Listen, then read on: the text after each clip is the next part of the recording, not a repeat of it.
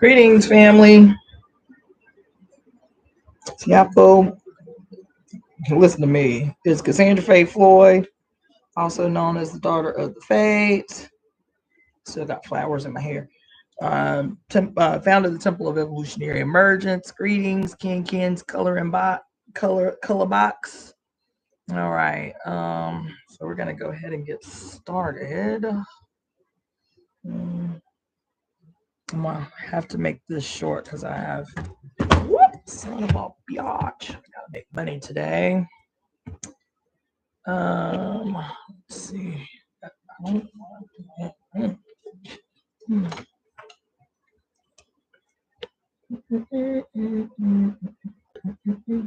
Better. Okay. Awesome. All right. So we're gonna get started here. Turn that on. Am I gonna do that? Maybe. You know what? Actually, let me try something different today. And now. Yeah, let's do that. Greetings. Okay.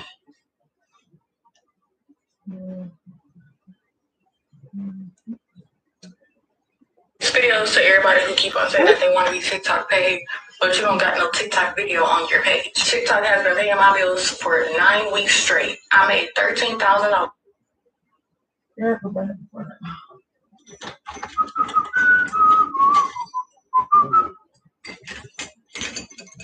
All right, you guys. I'm gonna do several lives today. I just posted 2, so the one I'm doing now, the one I'm gonna do a little later.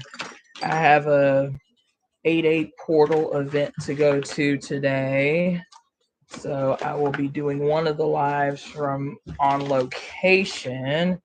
Then I'm gonna do another one late this evening at 11:11 Pacific Standard Time.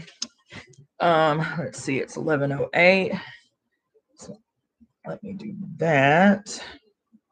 I have to keep my language exceptionally clean today because I'm gonna try to go live from TikTok today, and maybe with the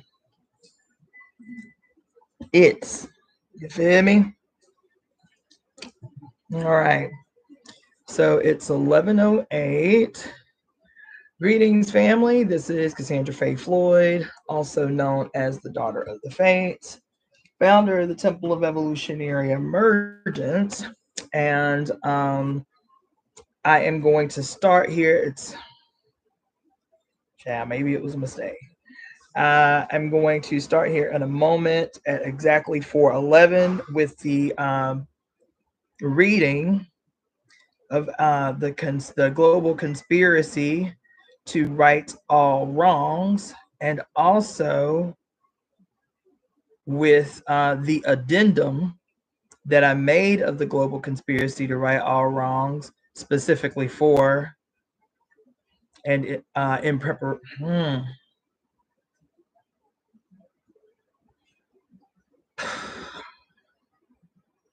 Specifically in preparation for today, which is a multiplicity of things happening today. It is the Lion's Gate portal, also known as the 8/8 portal. It is International Female Orgasm Day. So, you need to be tapping into that most powerful energy of yours, your giant O, if you catch my drift. I'm gonna try to self-censor today since I'm going live from TikTok. So it is International Female Orgasm Day today. And it is also the full moon in Aquarius. So there's a lot happening today. 2 days from now, there is going to be a 6-planet planetary alignment happening. And so we're in the ebbs of that. And we are still within the technical first week of Black August. So it's a lot happening. A lot of big energy that must be tapped into. a lot of potential for BS if we do not focus our energy on where we are placing it. You feel me? And so anyway, let's see. It's 11:10. So we're going to go ahead and pull out our little noise makers, pull out our conspiracy. You feel me? And we are going to begin. We are the breakers of curses, the casters of glorious conspiracies, and the creators of the new world. I, Cassandra-Floyd, am a divine instrument of my mother's divine will. As such, I am protected and guided by the sacred blood and water of my mother, Jacqueline Jeanette Cook's body that anointed my entry into this life. I am divine because she is divine. Mommy and I are one. I call all of our mothers to this moment. I call on they who governed everything, all time and every space in between.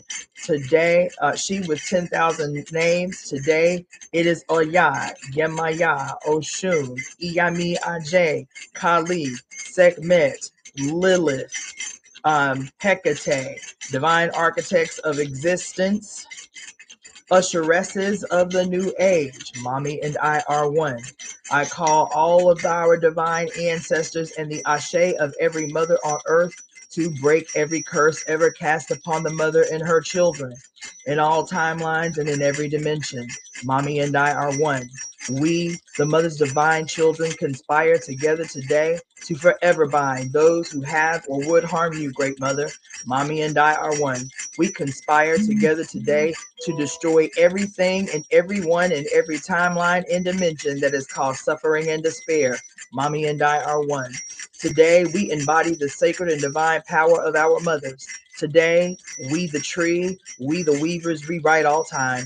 Today, we the tree, we the weavers rewrite the book of life. Today, we our mother's children call the winds of change. We conjure the primordial dark. We summon the sacred serpent deep from within the earth. We subdue the rogue sun. We control the light. We heal the harm. We embolden the fearful. We instill courageous action. Today, we are staging a global evolution as is our mother's divine will. Mommy and I are one. We, the architects of the new age, now create the new institutions, the new traditions, the new culture, the new ways of being. We ecstatically welcome the radical destruction of all institutions of hate and harm erected by the godheads of war. Mommy and I are one. We have the power. We have the voice. We are the portals of change. Now we employ our sacred breath and we give life and sacred blood to this conspiracy. Mommy and I are one. We command, come the wind, come the storm, come the lightning, capture and judge all godheads of war and all betrayers of the mother's divine will. Bring their confusion and war to an immediate end. Scatter them to oblivion, never to be resurrected. We are the fates. We are the furies. We are the Iyami Aj. We are the disseminators of divine time, divine retribution, divine rectification, and evolutionary justice.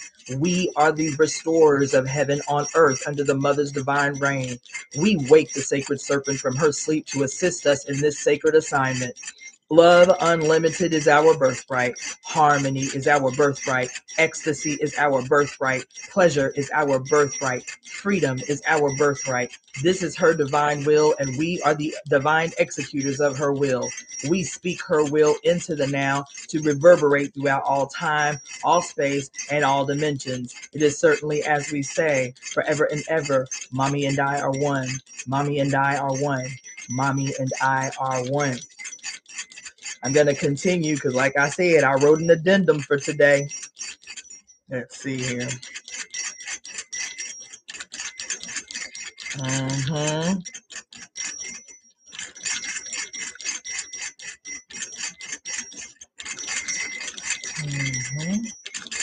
Yes, this is the addendum. It's working. It's working. It's working. The global conspiracy to right all wrongs is working. The conspiracy that we cast on November 19, 2024 is working. It's still reverberating. Now we're focusing on the reclamation of what is ours. Run us our money. Run us our land. Run us our money. Run us our lands. Run us our lives, run us our unpaid and underpaid labor all the way back through our ancestral lines. Run us our stolen money in the form of being chronically overtaxed. Run us our social wealth in the form of the stolen lives of our young people who have lost their lives in the form of the prison industrial complex. Run us our money for the planned premature death of all of our communities due to environmental racism. Run us our stolen collective wealth from all the black cities that were destroyed and erased from history. Run us our reparations from the era of lynchings and legal murder that continue to today. Justice and vengeance and retribution is ours. Run us our happiness. Run us our motherfucking pleasure. Run us our peace. We destroy every single obstacle to our abundance, sovereignty, pleasure, ecstasy, joy, harmonious lives, and our joyful reunion with our divine mother.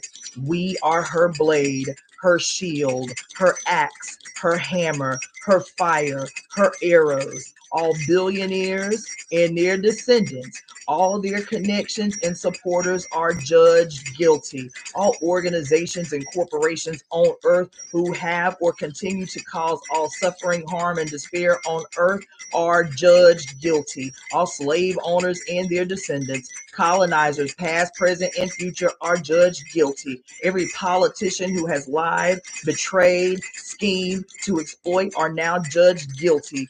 Every religious leader, preacher, teacher, priest, imam, rabbi, yogi, what's the other ones called? Yogis and monks who has caused harm in any way, especially to children, are judged guilty. Everyone who has contributed to or participated in the deliberate harming of children, foster care, child care, medical system, psych system, child trafficking, ritualistic, all religions, breeding of children during slavery, or the commodification of children and human beings in any way, are judged most guilty with the most severe punishment. Everyone who has or currently supports genocide, colonization, slavery, oppression, femicide, and infanticide are judged guilty. The Roman Catholic Church is judged guilty. Judaism is judged guilty. Islam is judged guilty. Buddhism is judged guilty. Hinduism is judged guilty.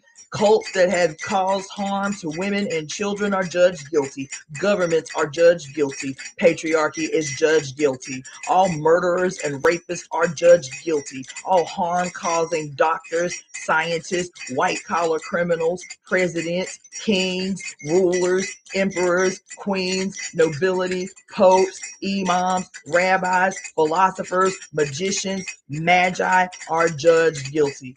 To all those judged guilty, your punishment will suit your crimes times 999, as this is the Mother's Divine Judgment, her divine will. Redemption is possible for some, but the cost for redemption is equal to the sum of your crimes and transgressions. We now call the Furies to carry out our judgment harshly, publicly, and with undeniable evidence that this is our Mother's will be done. It is certainly as we say, forever and ever, throughout all timelines, throughout every dimension, and in all space in between. Mommy and I are one. Mommy and I are one. Mommy and I are one. All right, y'all. All right, y'all. All right, y'all. All right, y'all. So let's see here. I got a lot to talk to y'all about, and that's why I decided I'm gonna have to do 3 lives today to break this up, because I got a lot of work to do. Let's see. Because I got a lot of work to do. Let's see. Let's start with that. All right. So happy Black August for those that do not know. And in honor of Black August, I know I'm a few days late, but I said let's see.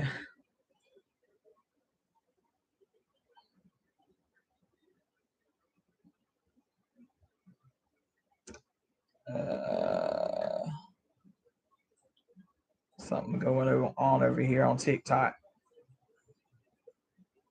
TikTok be real extra. Okay. Okay. Dang, man. Anyway, all right. So again, for those that don't know, my name is Cassandra-Floyd, also known as the Daughter of the Fates, founder of the Temple of Evolutionary Emergence, which is located in Los Angeles, California. It is a religious nonprofit, religious 501c3, and I am the founder of that religious 501c3. What I just read to you is called the Global Conspiracy to Right All Wrongs. The Global Conspiracy to Right All Wrongs. And if you are interested in participating, so what we have been doing, short version, every day since May 20th of this year, is we have been reciting that conspiracy together wherever we are on earth, out loud. We read it out loud at 11:11 p.m. Universal Time. 11:11 p.m. Universal Time. So that's 4:11 p.m. Pacific Standard Time. You adjust for your time zone so that no matter where we are on earth, we are speaking these words out loud together. I'm doing it several times today because today is the 8/8 portal, and I want to capitalize off of this full moon in Aquarius, Saturn, Mars opposition, full moon in Aquarius, 8/8 portal, Lionsgate portal, full moon energy in Black August. So we powering up today. Okay.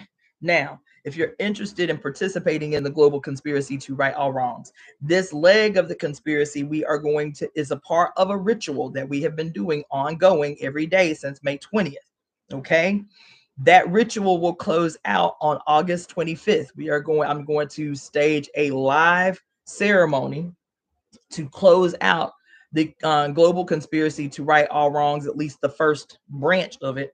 And the reason why we've done this is because May 20th of this year was the 1700th anniversary of the first Council of Nicaea that was organized by Emperor Constantine of Rome at the time. And what this council ended up doing, the Council of Nicaea and the subsequent Nicene Creed that came from it, what it ended up doing was solidifying for the first time in known history a state sanctioned, state ordained religious institution where the state and the religious institution became one. So anyway, 318 men from all over the known Roman Empire at the time, which was as far south as Ethiopia and all of Europe, several massive areas throughout the Euro-Asiatic junction, what we today now know as the Middle East, and several parts of Asia. The wise men, the spiritual leaders, all the men, 318 men from the known Roman Empire came together behind closed doors to create what we now know as the Christian religion, starting out as Roman Catholicism and then morphing in the 1500s under the Protestant Reformation. And this institution has, not exclusively, but in the modern age, this institution has literally reigned uninterrupted holy hell on the whole of the planet. Today, we still feel the unebbed, uninterrupted impact of the Council of Nicaea. There is not a single person on earth, even if you atheist, even if you a scientist, even if you a dialectical materialist, there is not a single person on earth whose life has not been negatively impacted by the Council of Nicaea. And so I say we need to create a conspiracy to right all wrongs, a global conspiracy to right all wrongs. So when we read the conspiracy and we talk about in all timelines and in every dimension, past, present, and future, that's what we're talking about.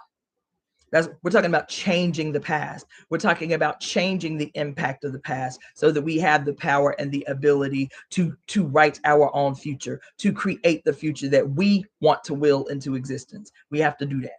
So that's why now, if you want to participate in the global conspiracy to right all wrongs, as it stands, I have received emails from people all over the globe, except on every continent except Antarctica. I've received emails from people in the Southern Pacific Islands. I have received several emails from Hawaii, from Fiji, from New Zealand, from Australia, many from South Africa, one from Mozambique, all over Europe and China, and then all over the States and Canada and Hawaii. I said Hawaii. Yeah, several from Hawaii, of people who have said, yes, I am participating every day at 11 p.m. Universal Time to speak out loud, to use the power that is still mine, the power that is 150% mine, my voice spoken out into the world, having the ability to impact the material world. I'm going to use my voice every day to chant down Babylon, to chant down Rome, to chant down, listen, Zion. I'm just saying, somebody gonna be mad in the room. Every institution that has created a justification for war, a justification for murder, for death, for genocide, y'all all guilty and y'all all gotta pay. And the first part of that is declaring out loud that we coming for what's ours. We coming for what's ours. Run us our shit. Run us our money, run us our lands, run us our age, run us our health. We're talking about the restoration of heaven on earth. Do you understand? So anyway, if you're interested in participating and you want to get a copy of the Conspiracy to Right All Wrongs and the directions on how we're participating in this conspiracy together, email me at evoemetemp@gmail.com.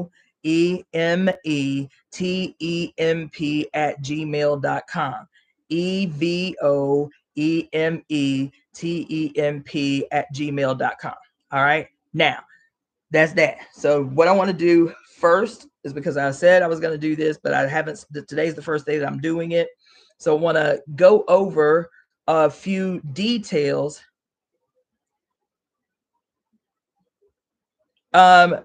What the last part that I read, Ken, is, like I said, I just did it a couple of days ago. It was an addendum. I'll put it on Etsy if y'all want to, if y'all want me to. But I was saying it was just an addendum that I was adding in preparation for the 8/8 portal.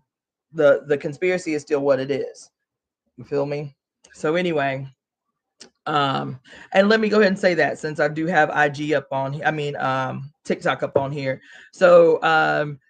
So you can send donations, contributions to different ways. So that same email, evoemetemp@gmail.com, you can use that email to send a Zelle or a PayPal, evoemetemp@gmail.com. You can also use that email if you are interested in booking a divination session with me, or a wellness consultation with me. That's evoemetemp@gmail.com. If you want to send a Cashapp, that is $ Daughter of the Fates, FATES, Daughter of the Fates, $, that's Cashapp.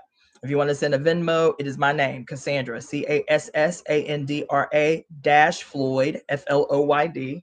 And that's the way that you can send donations. Also, if you want to support the Temple of Evolutionary Emergence, you can also do that by making a purchase on my Etsy store, which is DaughterOfTheFates.etsy.com. DaughterOfTheFates, FATES.etsy.com. And I believe that's it. I believe that's it for right now. Okay. Now, I think, oh, you know what? Let me read. I'm glad I remembered. So in the reading of the Conspiracy to Right All Wrongs, we also have been reading from the Sibyls, the first prophetesses of Mami Wata, and the theft of African prophecy by the Roman Catholic Church, we have been reading a prophecy that had been made by one of the unnamed Sibyls in the year 150 AD. So I'm going to read that now, and then I'll read our standard conspiracy, which I definitely need to post. But in the meantime,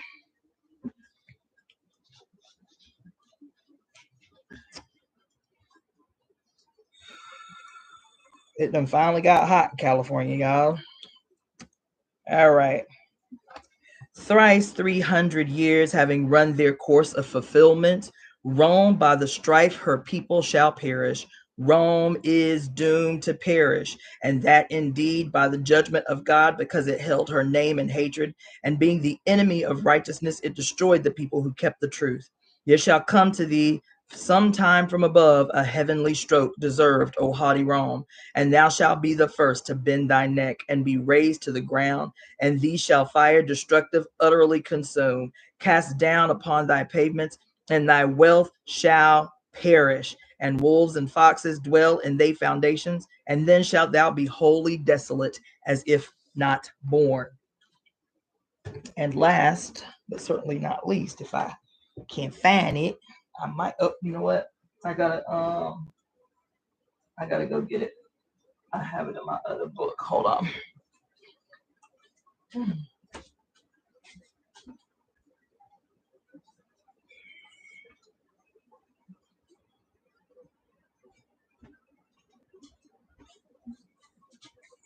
Whoop.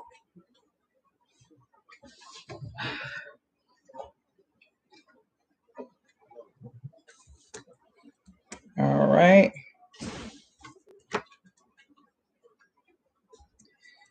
Okay, and then this is the glorious conspiracy of the Temple of Evolutionary Emergence. I, Cassandra-Floyd, as a peculiar expression of the Almighty Divine She, the Great Cosmic Mother, now join in breath with my global family to conspire on behalf of the whole made well. We are breathing these words together now to ensure that our home, her body, is restored to her original perfect glory. Her glory is perfect in peace, love, bliss, happiness, and ecstasy. This world exists because we collectively will it so. We, as the representatives of the Mother's reign on earth, speak this beautiful conspiracy as a single cosmic earthly orchestra to guarantee heaven on earth in joyful compliance with our Mother's divine will. Possessing the power of our mothers, we speak this glorious future now. It is certainly as we say, forever and ever, Mommy and I are one. Okay, now let's get it in. So I want to talk to you first just a little bit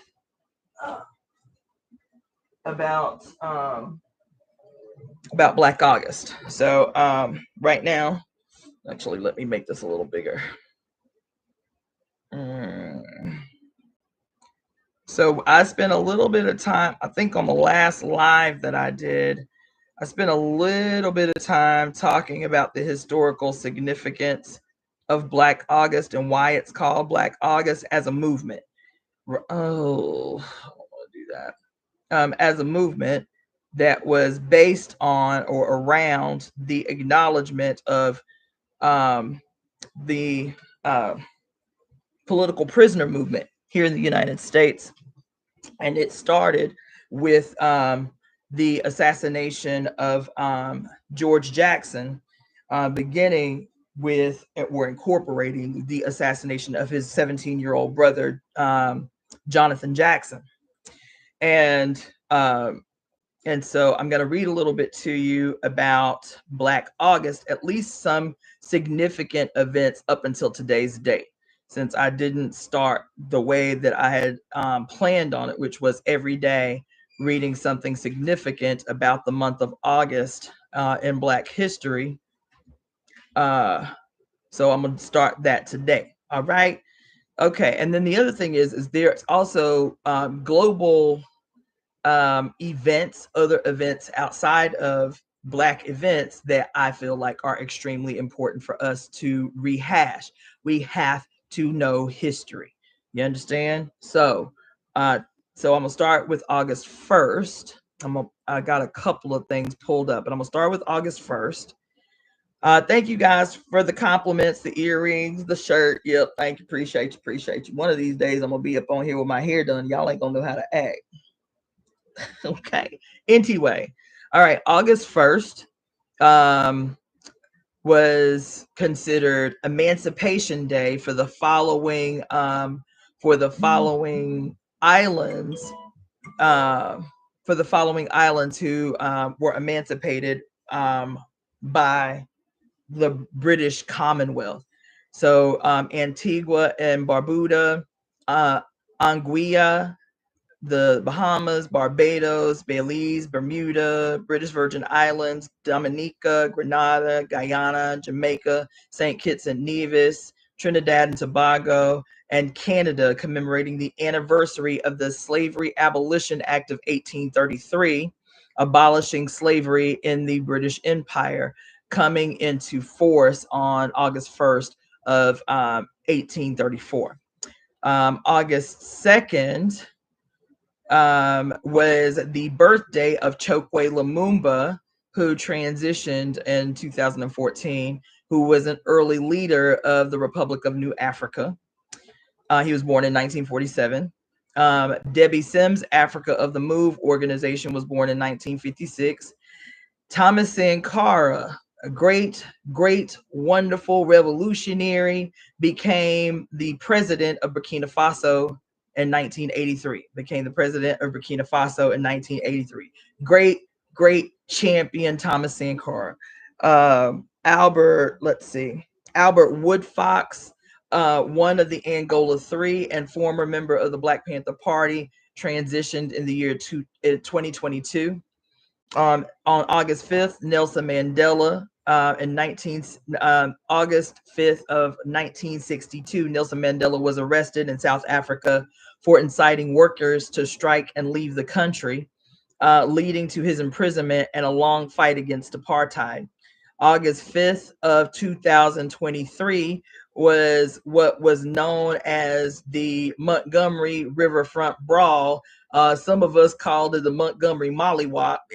People had all kinds of names for it. The Montgomery Mollywop, the Montgomery Riverfront Brawl took place, where a gang of heroic Black people came to the defense of a Black elder who was doing his job and got attacked by a mob of white vigilantes.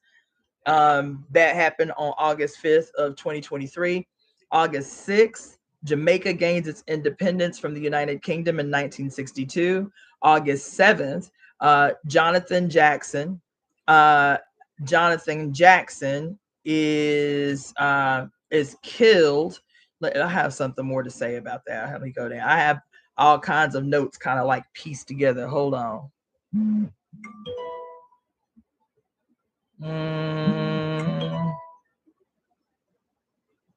Yeah, here it is.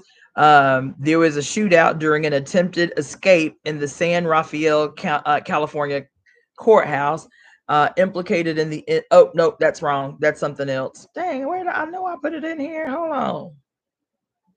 Told you I was getting it, because I'll tell you, when I was looking for information about Black August, I'm telling you, what did they say? Class matters. Class consciousness, class matters. Because depending, y'all like that, the Montgomery Mollywop. Class matters, because I won't go that deep into it, but class matters. Anyway, this was when Jonathan Jackson, who was George Jackson's 17-year-old brother, bum rushed the courthouse and was holding a stenographer, a judge, and a bailiff hostage to try to force the release of his brother Jonathan Jackson. George Jackson, excuse me. That happened on August 7th. I'm just going to keep going and go through the list the way it is. And then August 8th of 1950, Mutulu Shakur was born, and Mutulu Shakur also just very recently transitioned on July 7th of 2023. He was Tupac Shakur's stepfather. He was He was a giant. He was responsible for why we even have acupuncture in the United States as a practice. He was also with the he was also a part of the Republic of New Africa. Let's see. On August 9th, Mike Brown is killed by a white police officer in Ferguson, Missouri, sparking the Ferguson uprisings in 2014. August 10th, the Attica Prison Rebellion of 1971 is frequently invoked and commemorated as a part of Black August, as it was a key moment in the radical prison movement. Although officially recognized dates of the rebellion are September 9th through 13th of 1971, the book Tip of the Spear, Black Radicalism, Prison Repression, and the Long Attica Revolt by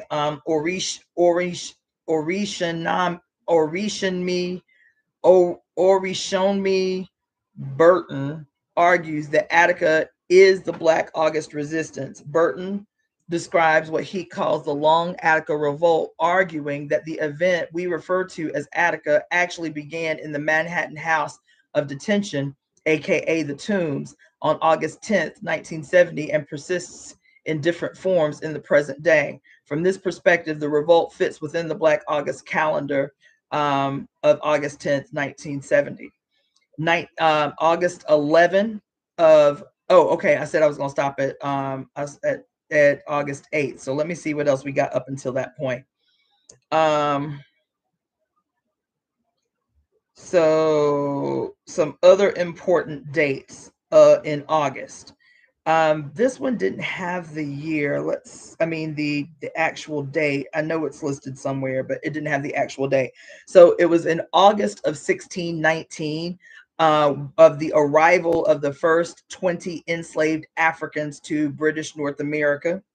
That was in August of 1619. August, there are dates for this. So let me just see what else I got going on down here, and then I will go back to this. So August 1st, this was another separate page. So August 1st, 1895. Let's see. Benjamin E. Mays, educator and former president of Morehouse College, was born in 1895. August 1st of 1899, Blacks voted for the first time in a state election in the South, contributing to Republican sweep in Tennessee. August 1st of 1944, Adam Clayton Powell was elected the first Black congressman.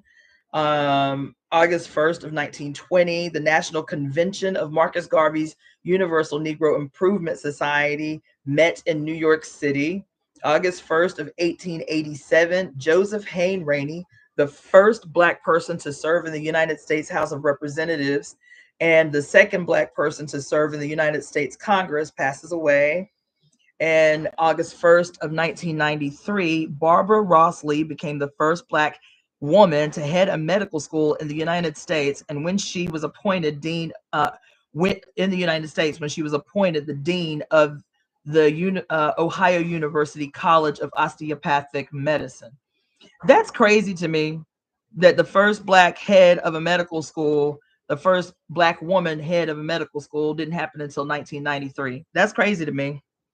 That's just me though, I guess. But anyway, so that was August 1st. So August 7th, August 2nd, 1924, James Baldwin was born. August 2nd, 1951, while manning his machine gun during a surprise attack on his platoon on this day, Private First Class William Henry Thomas of Company M, 24th Infantry Regiment, became the first Black person to earn the Medal of Honor in the Korean conflict. And August 2nd, 1966, the Charles R. Drew Postgraduate Medical School, later known as Charles R. Drew University of Medicine and Science, is chartered in Los Angeles. It is the only African American focused medical school west of the Mississippi. Wow. 1891, August 2nd, 1891. Hold on, let me make a mental note of that. That's interesting. August 2nd, 1891, George Washington Williams, the first person to write an objective and scientifically researched history of Black people in the United States, passes away. August 3rd of 1957, Archibald J. Carey, Chicago minister and attorney, is appointed the first Black chairman of President's Committee on Government Employment Policy. August 3rd, 1992, Jackie Joyner Kersee was the first woman to repeat an Olympic heptathlon,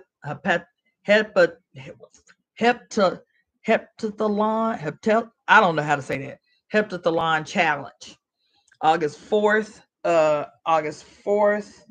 let's see, in 1897, Henry A. Rucker was appointed collector of the Internal Revenue for Georgia. I don't know if we would really big that up, but August 4th, 1901, Louis Armstrong is born in New Orleans, Louisiana. August 4th, Dr. Daniel H. Williams, a pioneer in surgery, dies on this day. August 4th, 1961, former President Barack Obama was born in Honolulu, Hawaii.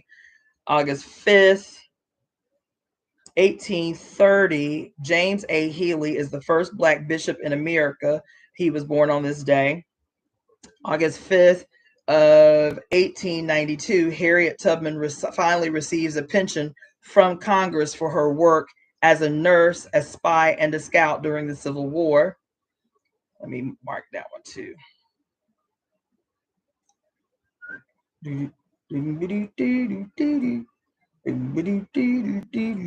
Okay. August 5th, 2011, Hazel Johnson was the first African-American woman to become a general in the United States Army. August 5th of 1990, William Bill Pickney is the first African-American and the fourth person in the world. No, that's not, I don't think that's right. I don't think it was 1990. I thought it was 1890. Okay, I might be wrong. But anyway, he is the first African American and the fourth person in the world to circumnavigate the globe alone by boat. August 5th of 2019, Toni Morrison transitions at the age of 88. August 5th of 1960, Upper Volta, which is now known as Burkina Faso, which means the land of the incorruptible people, a landlocked country in Western Africa, is proclaims its independence on this day in 1960, ending more than 60 years of French rule. August 6th, 1861, the Congressional Confiscation Bill freed slaves who were forced to fight against the United States government or to work in support of the rebellion. August 6, 1965, President Lyndon B. Johnson signs the Voting Rights Bill, which authorized the suspension of literacy tests and the sending of federal examiners in the South. August 6th of 1945, the 6th and the 9th, the United States dropped atomic bombs on Hiroshima and Nagasaki, Japan, bringing an end to World War II, but also causing immense devastation and loss of life. August 7th, 1904, the first Black winner of the Nobel Peace Prize was Ralph J. Bunche, diplomat. He was born. He didn't receive it. He was born. August 7, 1954, Charles H. Mahoney is confirmed by the Senate and became the first Black person to serve as a full delegate to the United Nations. August 7th, 1970, there was a shootout during an attempted escape in San Rafael, California courthouse. Implicated in the incident was Angela Davis. Angela Davis went into hiding to avoid arrest. Davis would be acquitted of all charges on June 4th of 1972. August 8th, I'm going to stop with this one. 1885, African-American inventor William C. Carter patented the umbrella stand.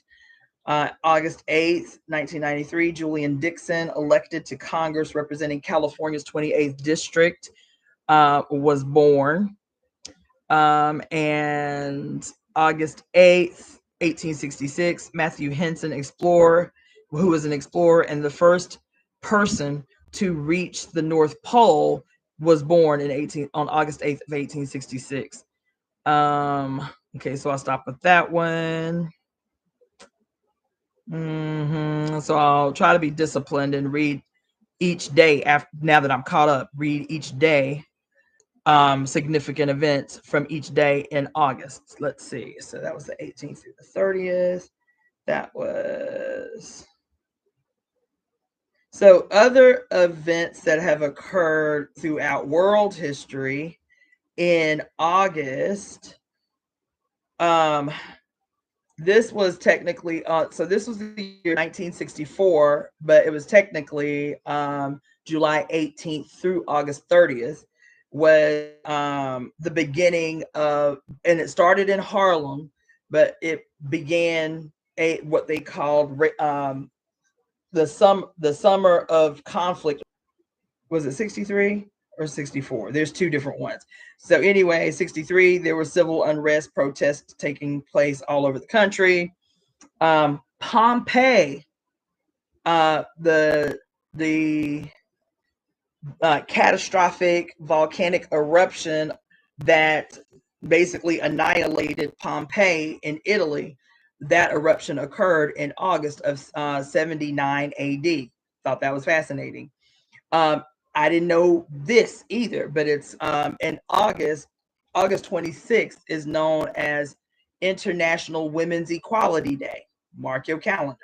August 2nd of 1776 in Philadelphia, most of the 55 members of the Continental Congress signed the parchment copy of the Declaration of Independence.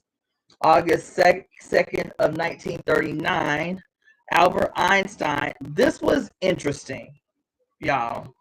In 1939, August 2nd, Albert Einstein wrote a letter to President Franklin D. Roosevelt concerning the possibility of atomic weapons. This is in 1939. He said, quote, a single bomb of this type carried by boat and exploded in a port might very well destroy the whole port together with some of the surrounding territory, end quote. 6 years later, on August 6th, 1945, the first atomic bomb developed by the United States was dropped on the Japanese port of Hiroshima, or Hiroshima, however you pronounce it. Tomato, tomato.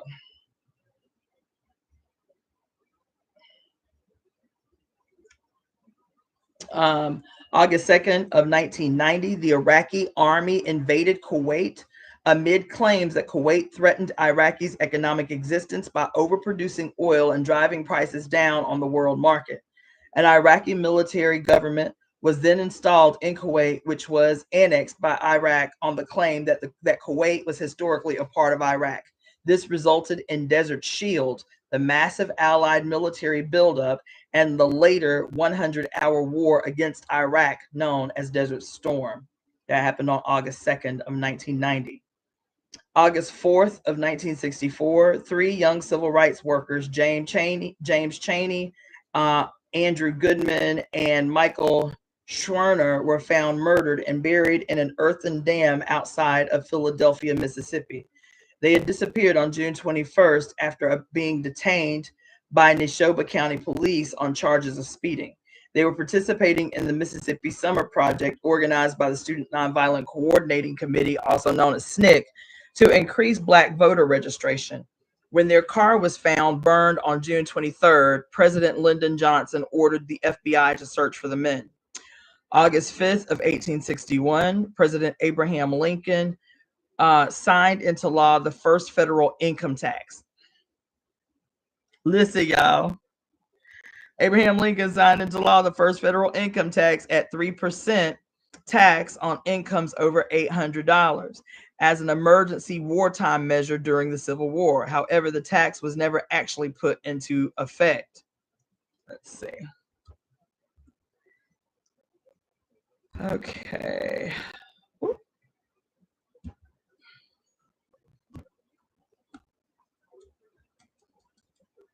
All right, let's see. I think that is all on that one. And I think I have one more that I want to share with you guys. Let's see.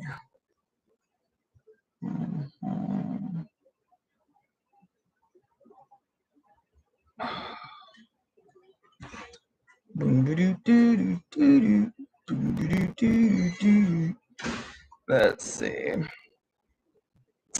Okay, that I can go over another day, another day. Another day.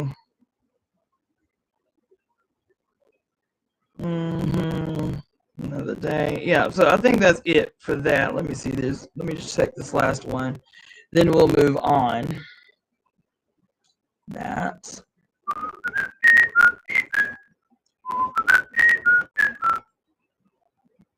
Yes. Oh,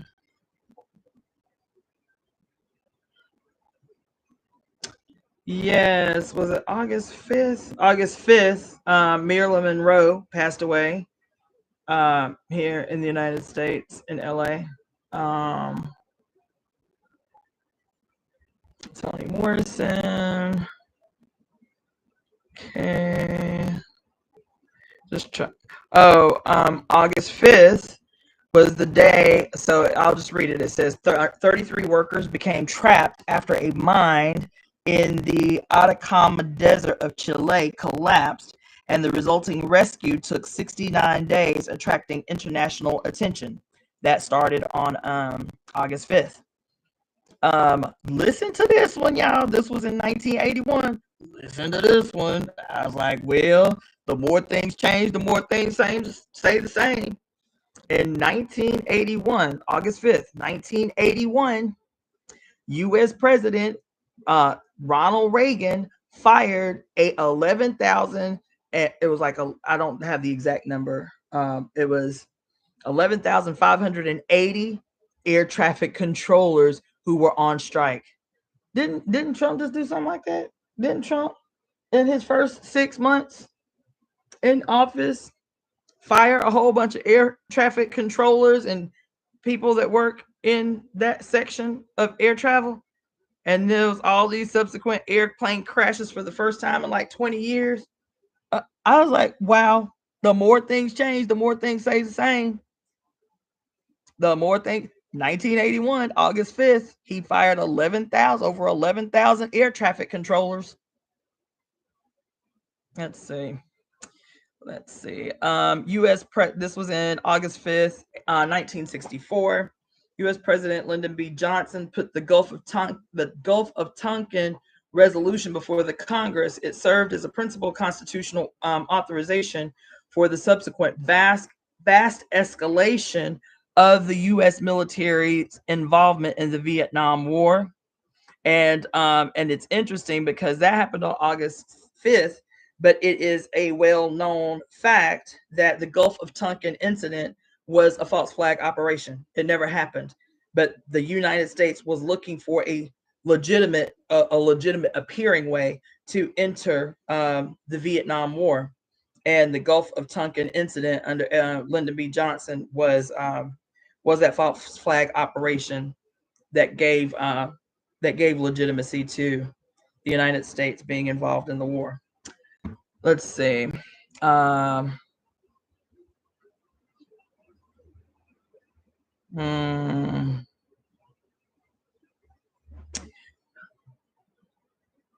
Okay. I think that is all I'm gonna talk about for today. Yeah. 1945. This was an interesting one. 1998, August 5th, 1998, in Canterbury, England, the Lambeth Conference, a gathering of Anglican bishops from 160 countries, held every 10 years, adopts a resolution against the ordination of homosexuals. That happened in 1998. I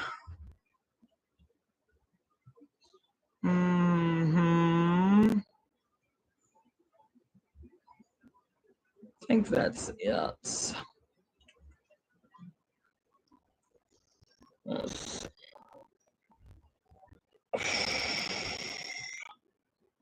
Yeah, I think that's it. Let's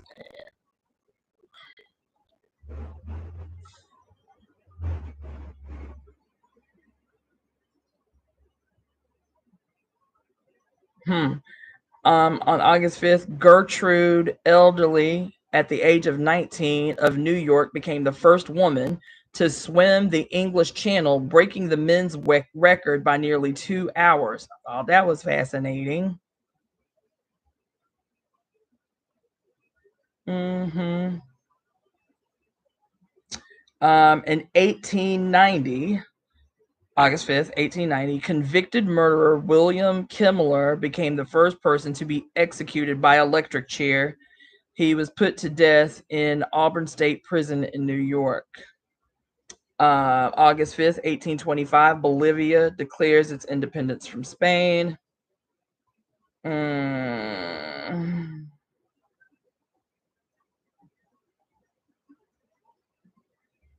Oh, interesting. August 5th of 1806, after 1,000 years, the Holy Roman Empire came to its official end. Dang. With the secession of its confederated states, when Emperor Francis II of Austria put down the imperial crown. Fascinating. Anyway, so that's that. So hope you liked your little history lesson. They won't take as long in the future now that I'm caught up. So whenever I'm on here, I will do a brief overview, if you will, of the significant events of August in that day. So a lot has happened this week. A lot continues to happen. First of all, I want to tell you that several of you need to check your emails. I sent out about 100 emails yesterday and the day before yesterday about my 50th birthday party that I'm throwing out here in California, out in the desert. And so if you would like to come, if you have the ability to come, I have rented a retreat center. There are 3 houses on the property. There are a series of hot springs, natural hot springs on the property. As a matter of fact, a little detail about the hot springs is these hot springs in the city of Desert Hot Springs were made famous by Franklin D. Roosevelt, who had polio. And so he would come to these same hot springs every year to help with his pain from his polio. It's the same area where they had the polio hospitals. This was back in the day, where they had the polio hospitals for kids and adults who were recovering from the pain of polio. These hot springs, where we're going to be for my birthday party, that's why they're world renowned. So anyway, we rented this beautiful space. If you're interested in participating, so we have the space from Sunday, September 14th to Tuesday, September 16th. Tuesday night is the party. The check-in is noon on Sunday. Did I say Tuesday? Sunday. Sunday is the party. September 14th, which is my birthday. September 14th is the party. We check in at noon. We party that night. We'll spend Monday resting, relaxating. There's a lake on the property, 2 ponds on the property, a cold spring, and 2 hot springs on the property. We have the whole property for that 2 days, and then we check out on the 3rd day. So we have the whole place. I've got some activities lined up, some entertainment lined up. This is all during the party. It includes drinks, food, breakfast, lunch, and dinner for those days. Breakfast on the 3rd day, but breakfast, lunch, and dinner, snacks, all of that will be provided, and alcohol and other party favors will be available. All of that is included, and there's only room for 24 people. So it is.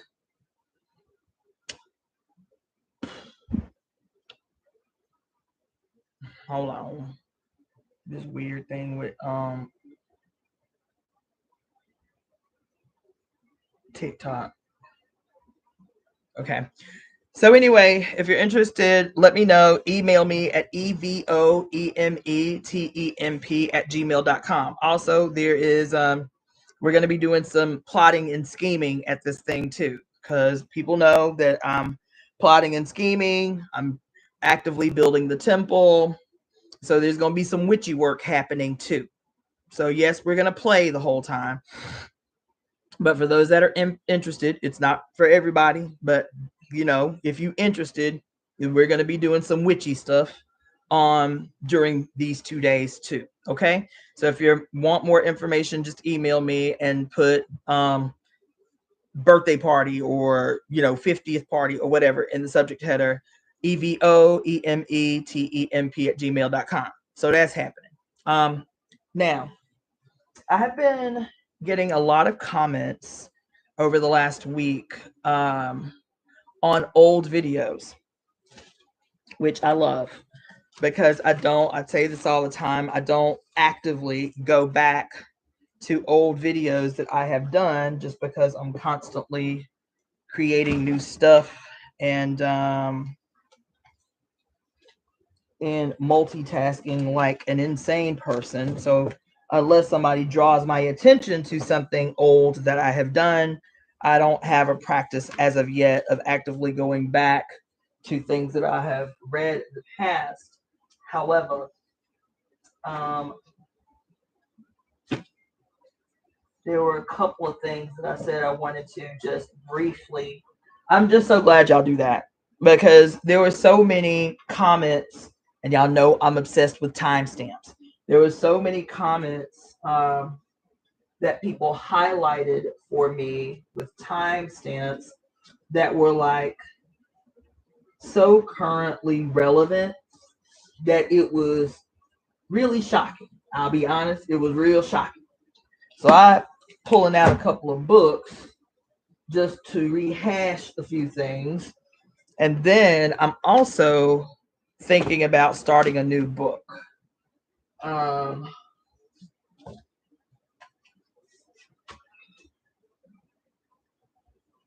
Yeah. Thinking about starting a new book. And there's so many. Where to start, child, where to start. There's so many. But oh, there is one more thing before I move on that I want to talk to you guys about. As a matter of fact, let me pull out that King James version real quick, like.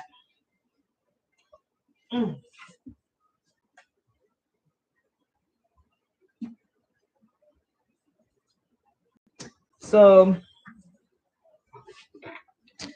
a few days ago, several days ago maybe, we talked at length about this what was it called?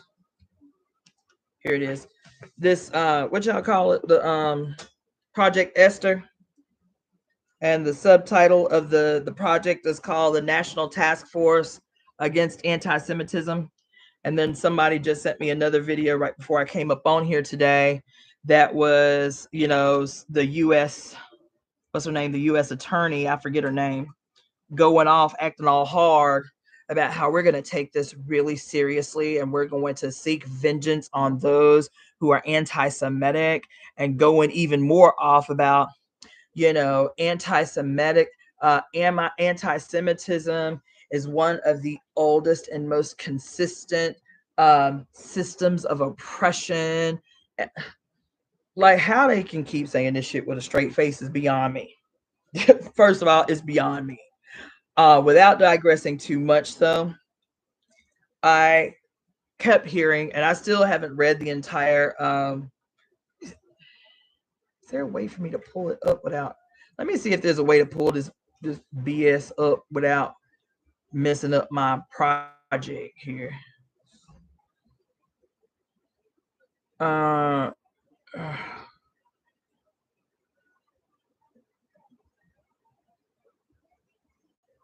Yeah, let's see. Let me see if I can search that really quick without messing up too much.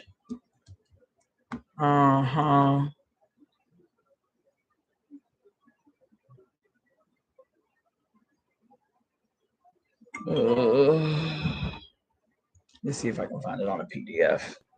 Because I haven't read the Project Esther thing all the way through, but listening to what people were hooping and hollering about it. But everybody kept saying that its name is based on the book of Esther in the Bible. And everybody kept saying that it's based on the book of Esther, it's based on the book of Esther, it's based on the story of Esther. But nobody was saying what about the book of Esther was translating into this document called Project Esther. Like what was the connection? Like why was it named after Esther? Of all the books in the Bible, why was it named after Esther? And nobody was explaining that. Even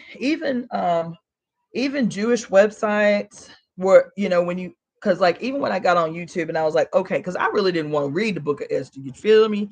Every now and again, I'll read scriptures, I'll read little, verses, but I really wasn't trying to read the whole book to try to understand the basis behind why this book was used as the book for the Project Esther. But nobody was explaining that, at least that I saw. And I saw a lot of videos. Nobody was saying, okay, from the story of Esther, this is how it translates to this document called Project Esther. Nobody was doing that, right? And so I was like, all right, I have to do it because for my own understanding, I need to be able to do that. What I had not done, so it's called the National Task Force to Combat Anti-Semitism, a national strategy, right? Okay, so so let's just go through this shit really, because I'm going to give y'all my very hood style breakdown of the translation between the book of Esther and Project Esther. Okay, so this is what Project Esther is saying right out the gate. The Torah in the book of Esther tells us that in the mid 4th century BC, a thriving Jewish community in ancient Persia risked extermination. Haman, the Persian king, Ahasuerus' prime minister or vizier, was angry because Mordecai, a Jew, refused to bow to him and told the king, there is a certain people scattered and separate among the peoples throughout all the provinces of your kingdom, and their laws differ from those of every people, and they do not keep the king's laws. It is therefore of no use for the king to let them be. If it pleases the king, let it be written to destroy them, and I will weigh out 10,000 pieces of silver or 10,000 silver talents in the hands of those who perform the work to bring it into the king's treasuries. Okay, that's the first scripture. We're going to talk about it. With the king's approval, Haman plotted to kill every Jew in Persia, lots or Purim, to determine the day of their execution. Unbeknownst to either the king or Haman, Ahasuerus knew Queen Esther was a Jew and therefore marked for death. Additionally, Mordecai, the man who had so enraged Haman, was also Esther's cousin. Mordecai encouraged her to use her position of influence to beseech the king to reverse course. Do not imagine to yourself that you will escape the king's house from among all the Jews. For if you remain silent at this time, relief and rescue will arise for the Jews from somewhere else, and you and your father's household will perish. And who knows whether at a time like this you will attain the kingdom. Oh, absolutely. Claudia Ankara says, I hear some victim revisioning going on. How they can even say they are being attacked with all their violence is so wild. Absolutely, 1,000%. Continuing. Let me see how long this is, because I ain't going to read the whole thing, but this introduction is good. Esther mustered the courage to oblige her plea and convince the king Ahasuerus to reverse course. The result, Haman and his family were hanged. Mordecai replaced Haman as the king's vizier, and the Jewish people were saved. As Rabbi Joseph Telushkin so aptly points out, the character of Haman, unfortunately, is far from unique in the Jewish experience. As one bitter Yiddish proverb surmises, the unhappier episodes of Jewish history. So many Hamans, but only one Purim. Today, Israel, Jews everywhere, and Americans face yet another Haman. The question remains, will we face the threat as Esther did so many centuries ago, or capitulate to intimidation and fear? Okay. All right. executive summary. Do I need to read that? Mission state. Yeah, I should read that. So this is the executive summary of the purpose for this BS. Purpose, named after the historic Jewish heroine who saved the Jews from genocide in ancient Persia, Project Esther provides a blueprint to counter anti-Semitism in the United States and ensure the security and prosperity of all Americans. Introduction. Anti-Semitism in the United States of America is alive and spreading. Hamas's October 7, 2023 terrorist attack on Israel laid bare existing anti-Semitism across the world, including the United States.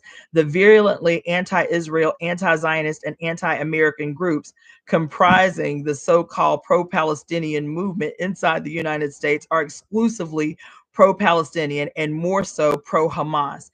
They are part of a highly organized global Hamas support network and therefore effectively a terrorist support network. Current situation. The Hamas support network strategic purpose inside the United States is to generate internal political pressure to compel the United States government to change its longstanding policy of support for Israel. Within the United States, the HSN receives the indispensable support of a vast network of activist funders with a much more ambitious, insidious goal: the destruction of capitalism and democracy. Oh, Jesus, come get your people, child. Shit. Yo, Jesus, could you hurry the hell up already? Could you just hurry up and come and get your people now? Oh, Lord. This shit reads like diabolically dark comedy. Ugh. This last sentence say this group, this network, hold on, shall. This is what, listen, this is what happens. Woo. Anyway, let me not get too dismayed and bewildered up in this joint. Hold on.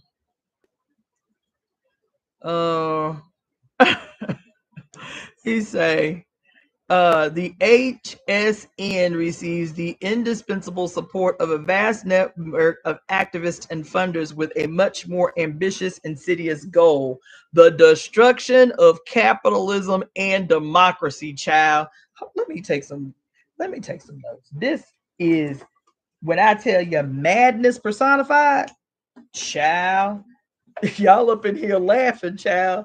I was trying not to be dismayed and bewildered on this most powerful day, but damn, you feel me? Hold on.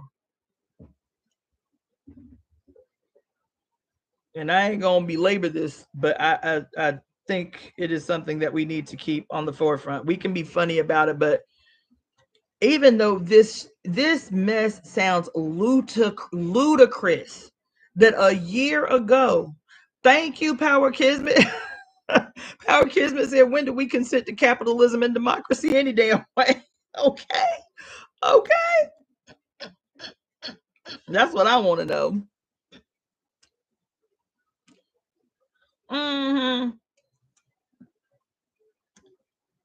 All right. So as their ends align, the HSN and its nihilist supporters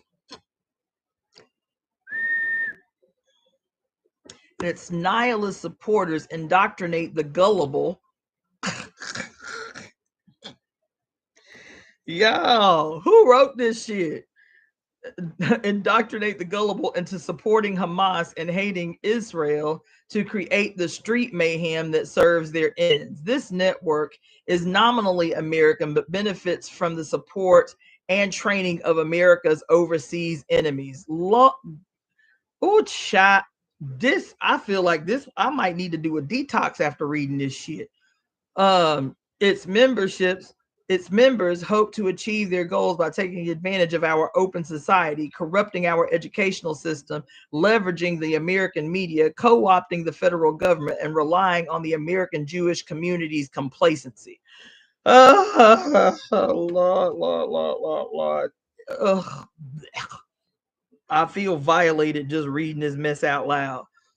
Mission statement. The National Task Force to Combat Anti-Semitism leads a coalition to dismantle the infrastructure that sustains the HSN and associated movements anti-Semitic violence inside the United States of America within 12 to 24 months to restore equal protection under the law for all Americans. Why ain't it? What I want to know is why ain't they, these same folks, why ain't they this enthusiastic about anti-blackness?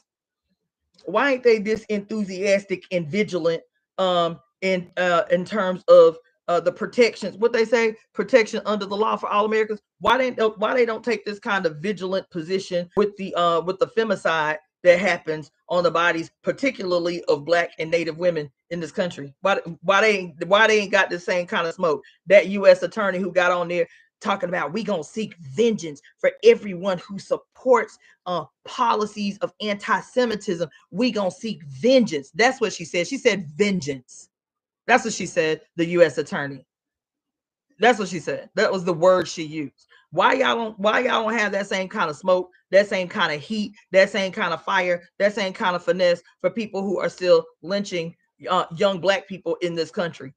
And then in conjunction with the police forces within 24 hours ruling all of these. Do you know that there have been over 500 lynchings of Black men in this country since the year 2000? Did you know that? Did you, like, actual lynchings? Did you know that? Let me correct the statement. Lynchings of Black boys and men since the year 2000. You want to know how I know? Because in Tampa, in 2 weeks, there were two teenage Black boys found lynched behind the same grocery store 2 weeks apart. And they were both deemed suicides. And cases closed within 24 hours. And the families got together and hired a private investigator who exposed all of these other extenuating circumstances, in particular that them two teenage boys, one was 16, one was 19, both were dating white girls. There was, as a matter of fact, the same dude who was the private investigator for this family, he had a television show for like one season, maybe less than a season. They yanked that shit right the fuck up off of TV. Excuse my French. But they yanked that thing right up off of TV. He did. Let me see if I can find this thing. Anybody remember this show? About this Black private investigator who was going around the country investigating lynchings that had been deemed suicides, because all these families were reaching out to him because that's all he based his business on, was trying to find out the true nature behind these lynchings of Black men and boys in the United States. More than 500 lynchings since the year 2000 in the United States. Why this U.S. attorney ain't got that same kind of smoke, that same kind of fire, that same kind of vigilance? Why there ain't a project Black Lives? Why there ain't a project missing and murdered Indigenous women? Why there ain't a project missing and murdered Black women? Why you ain't got that same kind of smoke for that? Huh? Why there ain't a project, what you call it? A project, how would we word that? A project, project female bodily autonomy. Keep your hands off our uterus. Yeah, that's what we gonna call it. Project Keep Your Hands Off Our Uterus. Why there ain't that? Why they ain't got that yet? You understand? You talking about anti-Semitism. Where that's at? Where they do that at? That's what I want to know. Where they do that at? Talking about, what did she just say here? To end violence against Jewish people. What violence? Where they do that at? What are the numbers? Can you give me the statistics on how many Jewish descended people murdered, lynched, raped, mobbed just because they Jewish? Can you show me them statistics? Can you show me that? Can you show me the quote anti-Semitic hate crimes that sweep the front lines, the lines of every newspaper and news outlet in this country, because it's just so mass, it's uncontrollable? Show me where they do that at. As a matter of fact, show me where they have disguised, masked heavily armed, completely, what you call it? What's the word I'm looking for? Hidden masked identity thugs rolling up on the houses of these wealthy Jews all over Los Angeles, whole Jewish communities all up in the Beverly Hills Mountain, all up in Hollywood Hill. Where is the ICE? Where the ICE people at? Bum rushing your motherfucking doors, stealing you while your babies is screaming on the front porch. Please don't take my mama. Please don't take. Where they do that at? The fuck are you talking about? Anti-Semitism. What the fuck are you talking about? And it don't become anti-Semitism until you remove your mask. You want to wear your Jewishness. You want to hide it when it benefits you. Hide it when you need to hide in plain sight. And then spring it on a bitch like a badge when you need to beat somebody over the head to get what you want from them. You want to be the victim when it's convenient, and you want to be the violator when it's convenient. Ain't that about a bitch? You want to be the global face of absolute victimhood, complete and total blamelessness, like y'all ain't committed no crimes against nobody nowhere. Don't let me go off, because I'm telling y'all, people are about, we have to make motherfuckers uncomfortable. And I don't give a fuck who that is. And I'm going to tell you, somebody going to say, she's an anti-Semite. And I'm not. Not only am I not, I'm an anti-patriarch. That's my only anti banner. That's my only anti-label. I am an anti-patriarch. And however patriarchy shows its ugly head, I'm against it. If patriarchy in the moment shows its ugly ass head as a Buddhist, bitch, call me an anti-Buddhist then, because I'm an anti-patriarch, no matter how his face rears his ugly head. If it's a what you call it, an anti-American, if patriarchy rears its head as an American, I'm anti-patriarch. I don't give a fuck what they look like, what they skin color look like. I don't give if they have a vagina or a uterus. If they have trans or LGBTQIA in their title, I do not. Wherever patriarchy rears its goddamn ugly head, I am opposed, staunchly opposed, 10,000% opposed. If you are Jewish and you support the sovereignty of every human being on earth, then you are my friend. You are my ally. We can rub elbows. But that's the only way we can rub elbows, bitch. That's the only way we can rub elbows. And you have to stake your claim. These are the days. They drawing the lines and we shine away from the lines. They drawing sharp ass lines and we shine away from the lines. Now our lines are sharp too. My lines are sharp. They are clear. They are not gray. Do you understand? There ain't no fence straddling. There ain't no fence straddling for me. My lines are clear. This is a declaration that they have made. This is a declaration of goddamn war they have made with this document. That U.S. attorney who's supposed to be an objective representative of the conducting of law that, quote, preserves American freedom, she made a declaration of war today. That's what she did. That's what she did. That's what she did. That's what she did.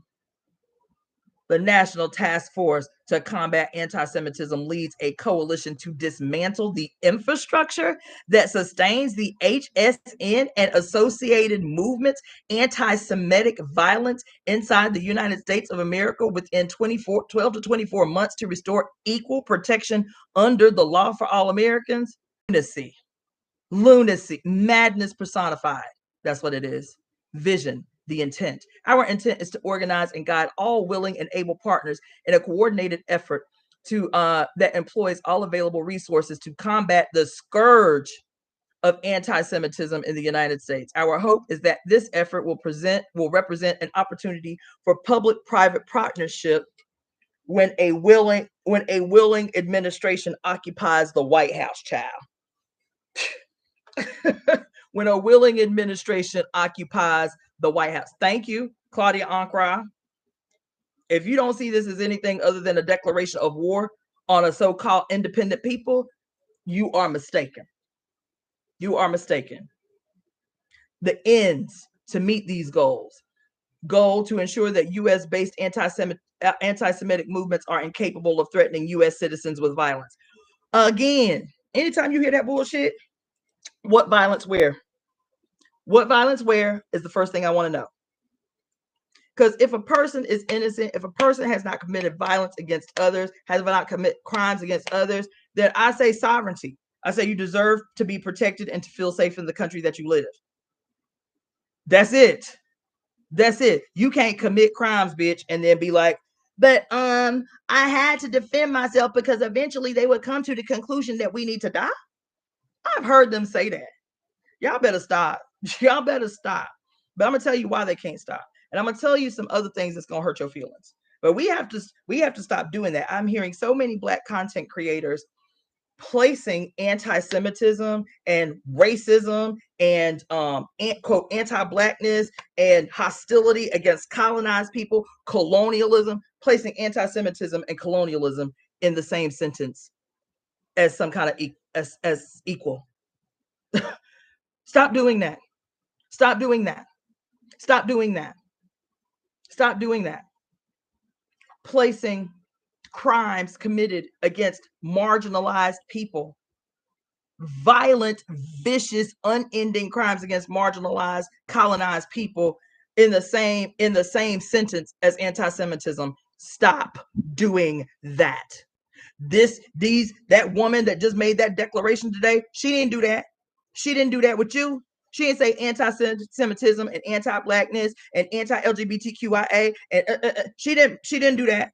She said, this about us. This about us. And we're gonna use the weight of the state to get our dirty work done. That's what she said. That's why I want to talk to you about this book right here. I'm not gonna read the whole thing. But I'm trying to tell you, when I read this book, child, listen to this. The means and the priorities and the methods to expose the critical resources fueling anti-Semitism. Mobilize a coalition of private organizations to build and coordinate the efforts and activities of private organizations in the United States to achieve combined effects. Huh? Y'all better read this language and stop playing games is what y'all need to do. Hold on. What else? Do.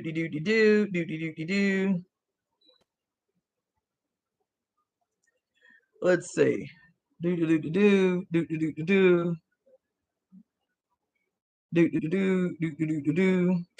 to everybody who keep on saying that they want to be TikTok paid, but you don't got no TikTok video on here.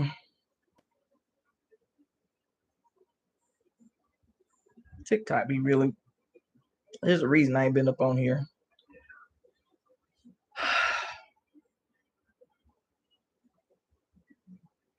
Ew.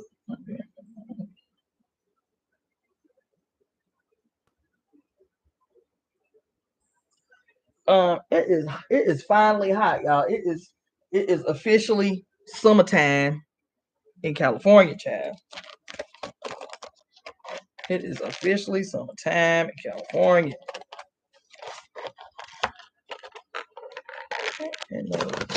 Okay. Woo. Summertime. Okay, so I'm not going to go through this whole thing, but I encourage you to read this Hamas support network, which is the most outlandish thing I've ever heard.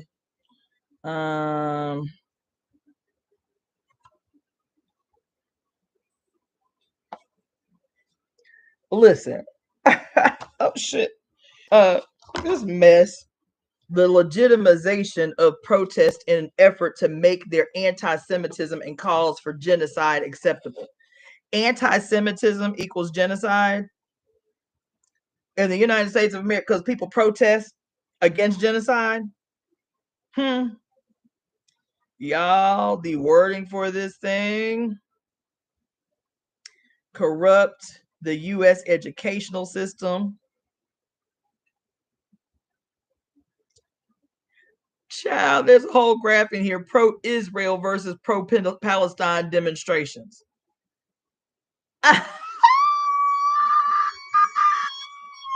What? Oh, oh, oh, oh, oh.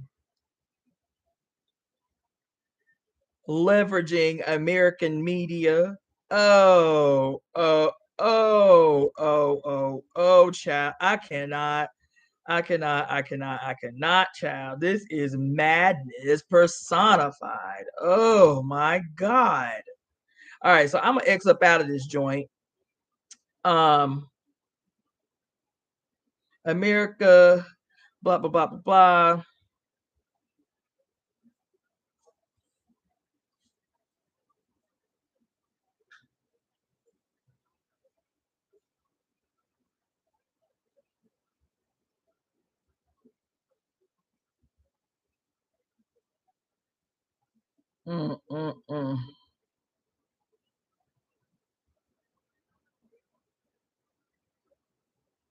Baby, I'm gonna tell y'all something.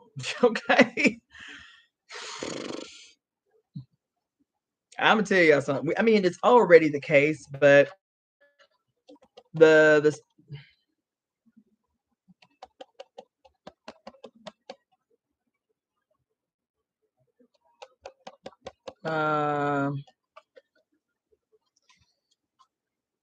yeah. Okay.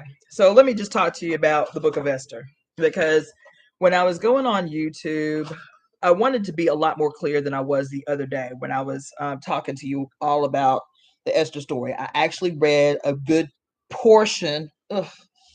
A good portion of the book. Let me see what time it is, because I got to get out of here soon. I read a good portion of the Book of Esther from the Bible to you to try to gain some understanding, to kind of glean some type of clarity about why this, quote, biblical heroine was the one that was used to fashion this this declaration, Project Esther. You feel me? And when I read the book, now I'm gonna give y'all, because I read the book to y'all the other day, okay? And so that I know that was hard. It was hard for me to read, so I know it was hard for me to listen to.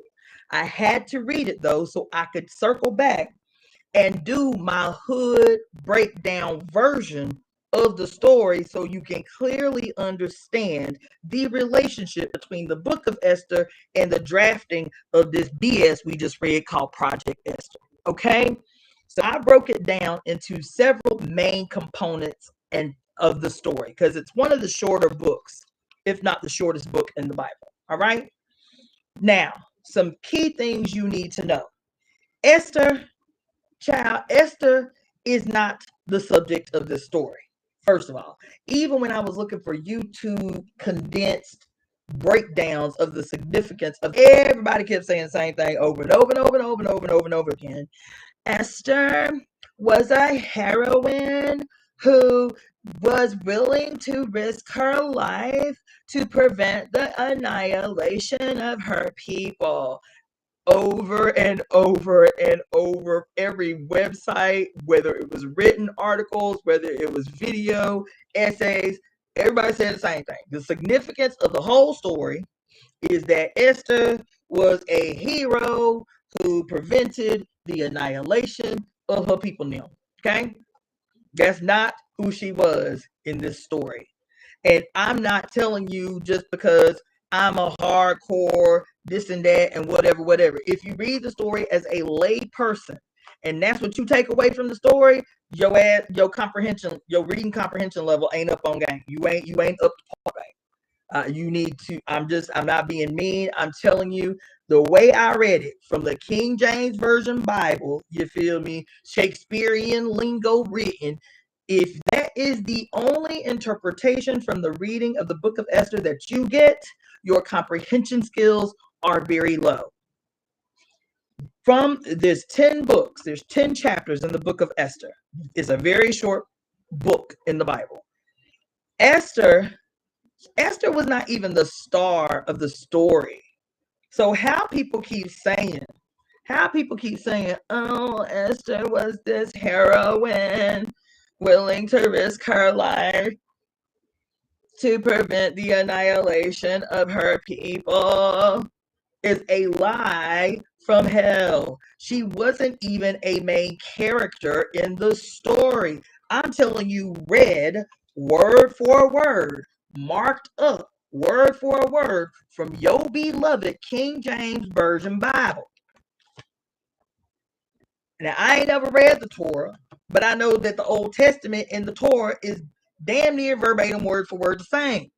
Somebody can correct me if you want to, and I will be willing to read the Torah version of this book to see how much it differs. But even me listening to Jewish scholars say the same thing about the significance of Esther, she was not the main, she wasn't even close, she wasn't even the supporting actress in the story, y'all.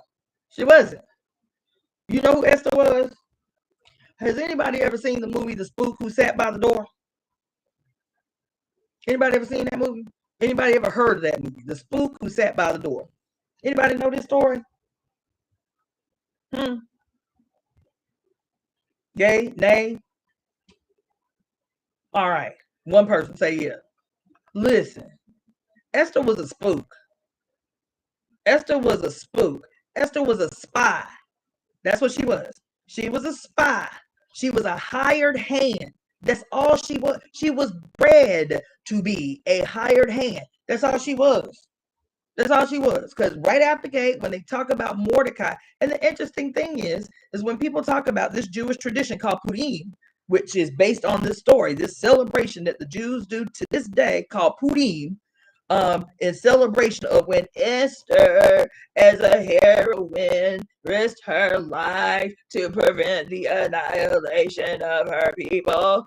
Purim is is where they get this, means the casting of the lots, right?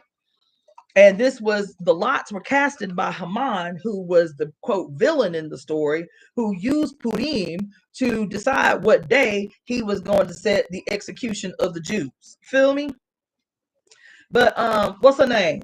Esther was not a main character, boo.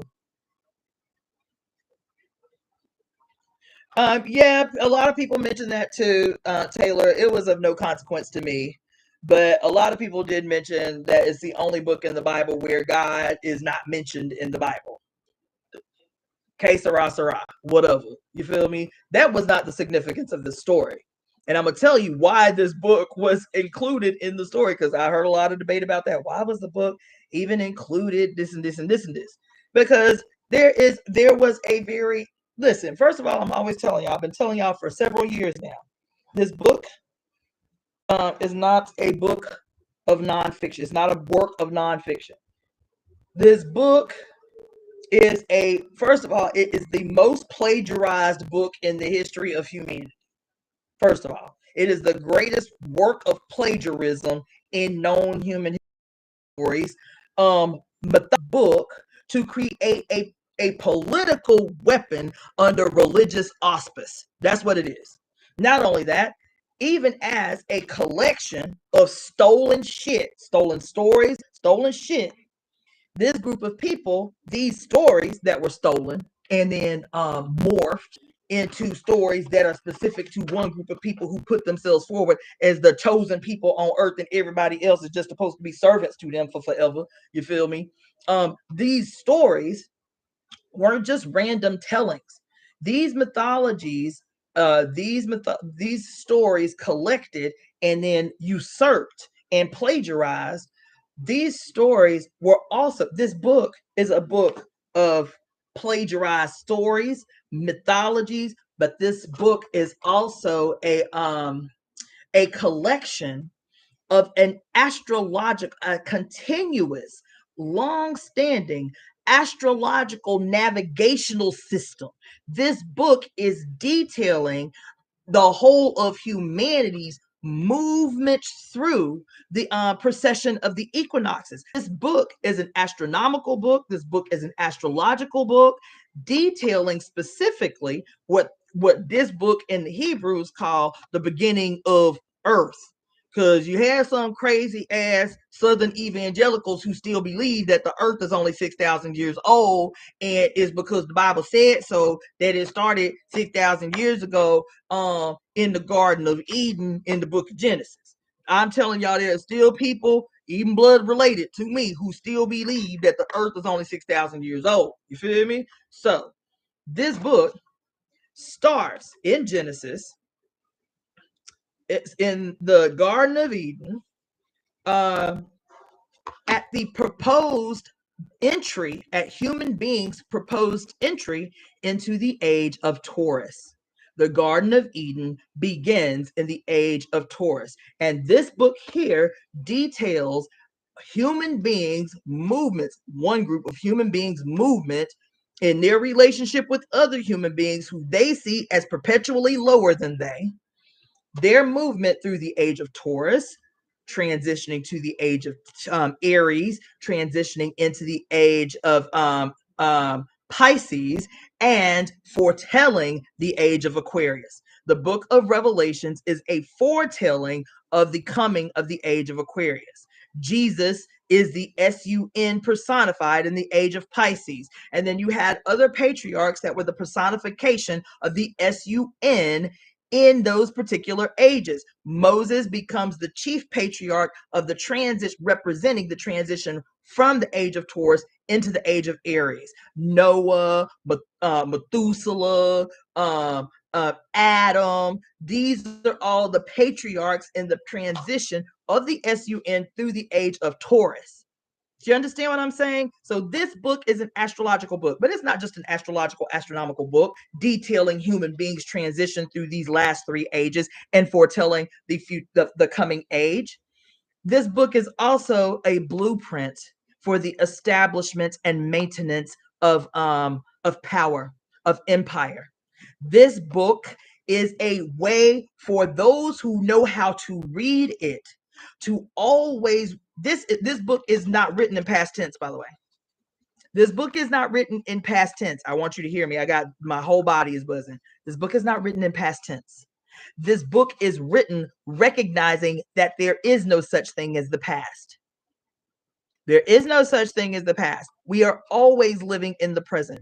The past always exists in the period that exists right now, in the present. The past always exists in the present. The future always exists in the present.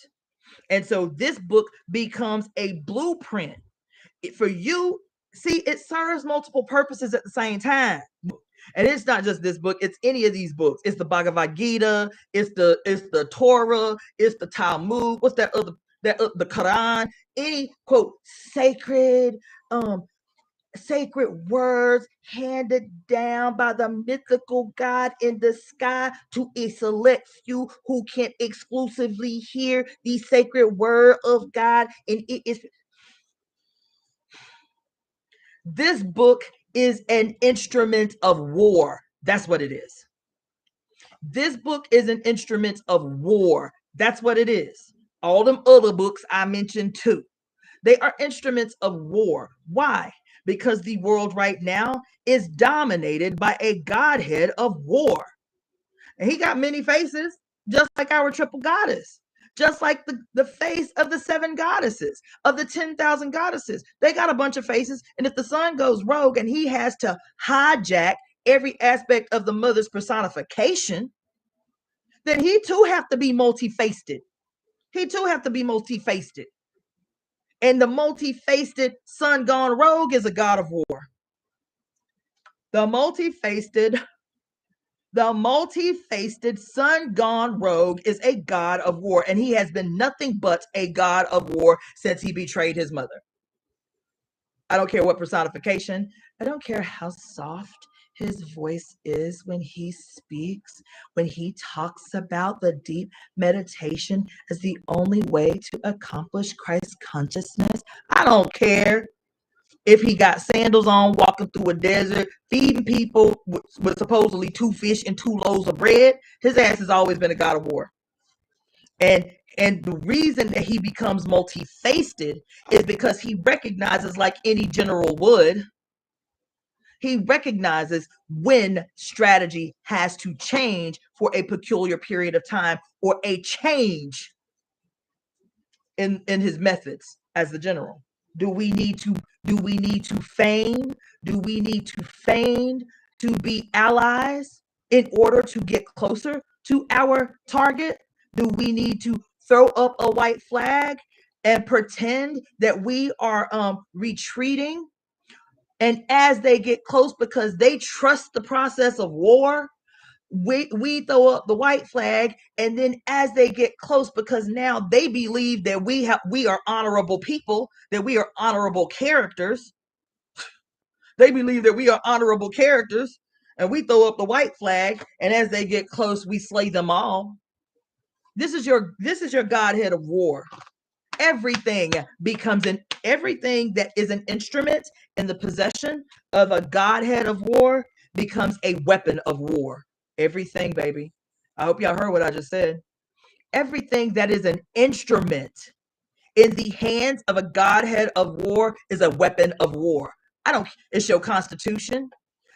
Oh my God, the Constitution. They're talking about establishing a constitutional convention to change the Constitution. Have you created the Constitution's opposition?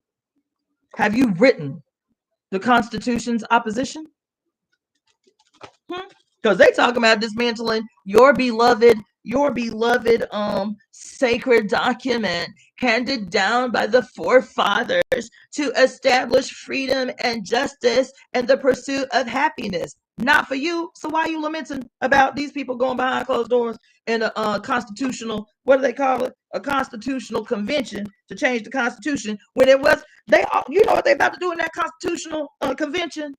You know what they about to do? They about to establish the Constitution to its original glory. That's all they about to do. They about to reestablish the Constitution to its original glory. Are they wrong? That's like, look, we done let these black people, these red people, these brown people, these women, these Asians, we done let everybody, these LGBTQIA plus peoples, we done let everybody change up our shit. This ain't how we wrote this shit, and this ain't what we wrote this shit for. We didn't write this shit for everybody to be equal. The hell kind of shit is that? That ain't what we wrote. That ain't what our founding fathers wrote this shit for. And so y'all mad because y'all believe the hype. Just like y'all believe this for a great period of your life. Y'all believe the hype handed to you by your opposition. Y'all believe the hype, the Constitution, handed to you by your opposition. Handed to you by your opposition. Mm-hmm.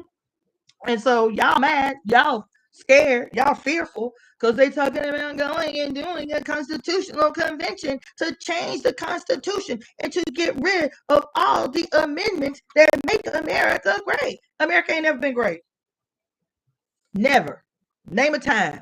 I just saw somebody the other day because I was curious. I asked y'all, I was like, has there ever been a period of time, like a consistent period of time in this country where America was not at war with somebody?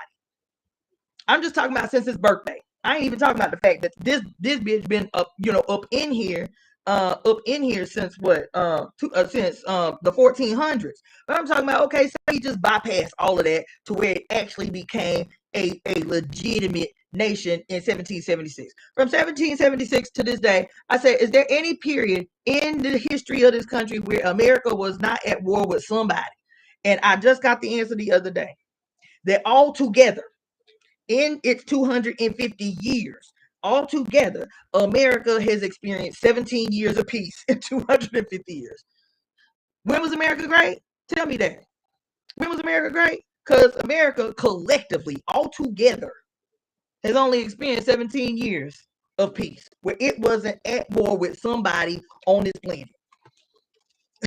Where America was not at war with somebody on earth, 17 years of peace in 250 years as a legitimate nation. That ain't even including the 200 plus years before America became a nation, the 300 years before America even became, quote, a recognized nation.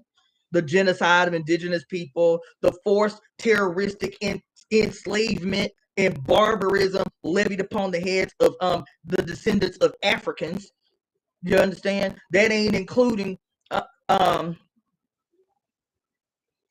No, not in a row. All together. In the 250 years, all together. 17 years apiece. No, hell no, not no row. Hell no. They'd be like, wait a minute, we losing money. There ain't no wars happening. Wait a minute. 17 years together? Oh no, we can't do that. There ain't no money in peace, bitch. There ain't no money in peace. There is no profit in peace. Do you understand? There ain't no profit in peace. If it's more than a year consecutively, they like, TikTok, bitch, we need to instigate a goddamn conflict somewhere. Who can we instigate a conflict with? What they got going on in Suriname? They got something going on in Suriname that we can instigate real easy, like TikTok. We losing money. We losing money. And I'm telling you this because everything that is happening right now is because of this book. It's because of this book. One, in part, because of this book. It's because of this book. Everything that is happening in your political life, everything that is happening in your economic life, everything that is happening on the globe is happening because of this book, because this is not a book of the past. This book is an instrument. It is a blueprint for the establishment and maintenance of empire. That's all it was drafted for. That's all it was crafted for. And I'll tell you, the reason that we're doing the global conspiracy to right all wrongs is because this book, as a living instrument that has an impact on the globe right now today, it ain't a book of the past. We don't read Wuthering Heights and be like, oh, isn't it so lovely that the world has been maintained the same way that it existed in the period of Wuthering Heights? We read it exactly how it is. This is a period that we can look back on. This is a nice piece of fiction or whatever. This book, people don't read that way. They read it like it is a living organism because that's how we was raised. This book is the living word of God. It has always been, is, and always will be. That's how we was raised, reading this monstrous piece of propaganda. You understand? So, if it exists, if Jesus always was, always has been, and always will be, then didn't he exist when the wrath of his father was raining down holy hell on all the people who wasn't, quote, God's chosen people? Jesus existed then too. So God had to have he had to clean up his image. He had to do a rebrand for the New Testament, for his transition into the Piscean age. He needed to be able to do his deep, dark, diabolical stuff out of sight and out of mind, while presenting as the genteel, female adjacent, just feminine enough to woo these women into complicity. That's why Jesus is always. Have you ever wondered why Jesus is always? Even these people who be talking about Jesus was a socialist, Jesus was a revolutionary. What did Jesus say? I might need to read that shit. What did Jesus say? He said something to the effect of, I might be paraphrasing. I might have, and one of y'all awesome people on my channel might beat me to the punch. But he said something to the effect of, make no mistake, make no mistake, I did not come to bring peace, but the sword. That's what he said. Then when he was getting ready, he knew his jig was up. The police was coming to get him at any moment. He told, I think it was at the Last Supper, and he told his disciples, talking about how they were going to need to carry on the ministry, carry on the work. And he said, look, I want y'all to continue doing this work. The police coming to get me, and I'm gonna die because one of y'all niggas gonna sell me out. You're gonna sell me out 3 times before the cock crows. And so the police gonna come and get me. But y'all need to carry on the work. And he said, so I send you out as sheep among wolves. That ain't where that scripture stopped. Your Negro preachers will tell you that's where the scripture stopped. He says, therefore I send you out as sheep among wolves. So if you do not have a sword, sell your cloak and get one. He didn't say be over here. He wasn't telling them to turn the other cheek, his disciples. He said, get yourself a sword because you're going to have to slay somebody. Because they're going to try your stilo. They're going to test you. And you God's chosen people. You understand? You ain't no random Gentiles out this joint. You one of God's chosen people. So if somebody try your stilo, He said, listen, sell your cloak and get one. Sell your cloak and get one. That's what he said. He said, I did not come here to bring peace, but the sword. Is that not the language of a god of war? Is that not the language of a god of war? Huh? Is that not the language of a god of war? You understand? Anyway, let me talk to y'all about Esther and get up off of here. So anyway, reading just a little bit that I did from Project Esther, and then reading the book of Esther to try to find, like, what was it in the book of Esther that motivated the Heritage Foundation to draft this legislation. So there were several things that I wanted to point out to contribute to this discussion. And I'm going to be using my hood colloquialisms to break this down as easily as possible, because we've already done the difficult, thorough discussion. Okay, so this is the hood breakdown. Those of you who are tuning in via TikTok, my phone is about to die. My charger on my laptop does not work. So if you want to continue watching this discussion, then you have to come over to my YouTube channel, where I will still be going live. And that is at DaughterOfTheFates. At Daughter of the Fates. Fates. Fates. So you can join over there, because my phone is going to die any minute now. Okay. So anyway, one of the things, and it was interesting, I did not even consider this until I read this book, the book of Esther in the Bible, and didn't recognize that it was actually a tendency in cinema. It was a tendency, especially in Disney movies. There is a tendency. It didn't hit me till just now. Child, there is a tendency. Hold on.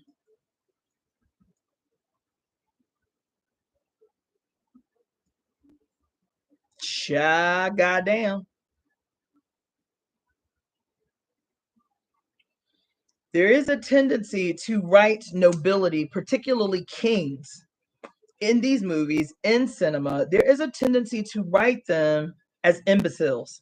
There is a tendency to write them as incompetent. There is a tendency to write rulers as not one to be feared, but one to feel sorry for. Oh, poor Tink Tink, right? Poor thing, right? The first thing that came to mind when I was rereading this book of Esther was the movie Aladdin, and how the king, and oddly enough, this takes place in Persia.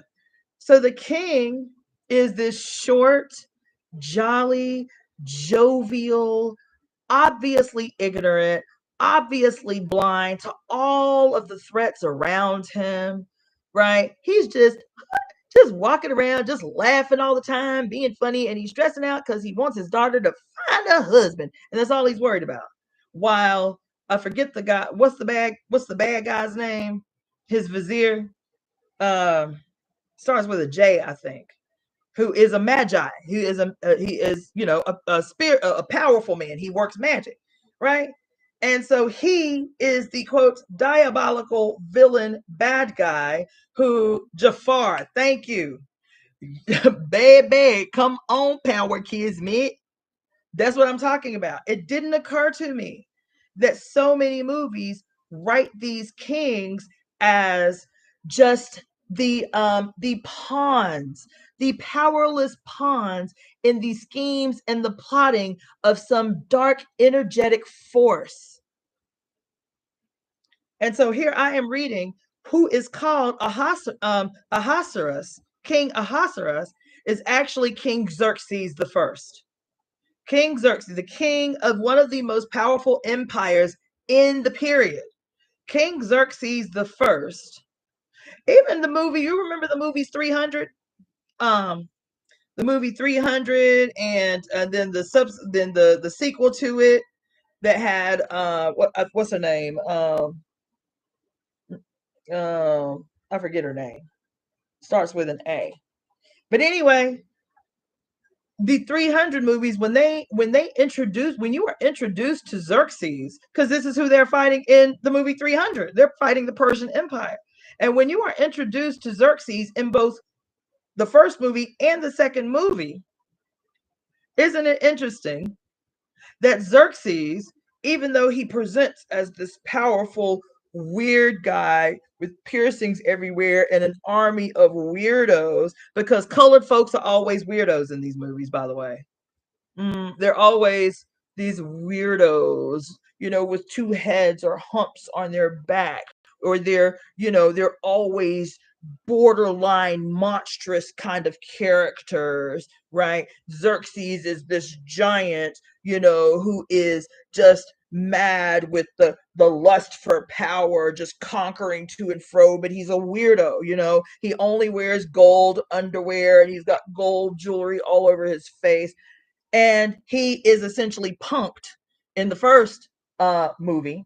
And then in the second movie, when there is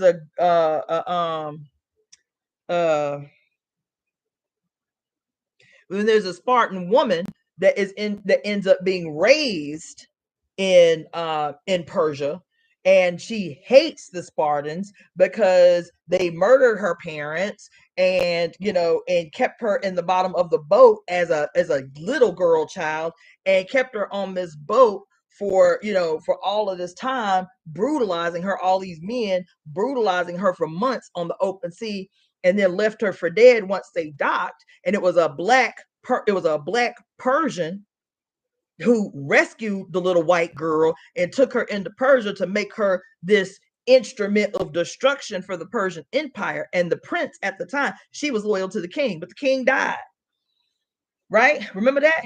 And the son just grew up rich. You know how people who grow up rich, they a little soft. You feel me? They ain't had to break no necks. They ain't have to pay no dues. They ain't have to crack no nuts. They just grow up rich.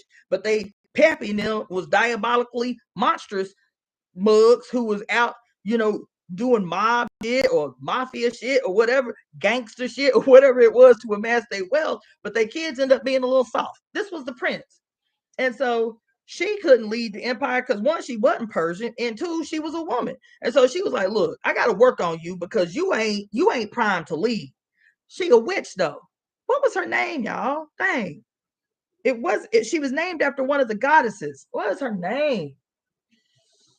I can't remember. But anyway, she was like, I run this shit. The army is mine. They loyal to me. I run this shit. This me right here. I run, what do you call them? The people on the sea. I run the Navy. I run this whole, you got this empire you got because of me. I'm the one. And since I'm a witch, I'm gonna power you up because you're soft. You soft, boy. This is Xerxes. She talking to him like he a punk. You feel me? And then she takes him to this place where he goes through this initiation, and he goes into the waters of the inner cave. We've talked about this.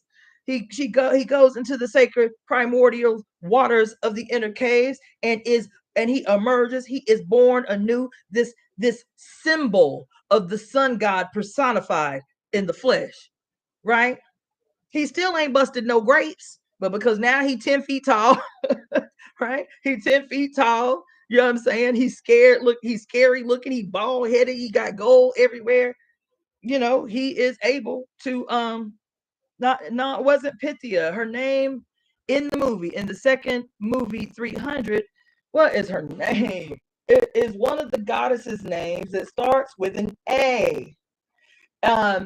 She is like the personification as a militant of like Athena or like or Artemis or like Demeter. I cannot remember her name in the movie. Somebody look up the character names in the movie 300, the second 300. But anyway, so she, as the witch bitch that she is, the rich bitch warrior woman that she is, says, look, shut your mouth, do what I say, and I will win you your territories. She straight up told him, she was like, somebody just do a Google search real quick. Who was the main character in the second 300 movie?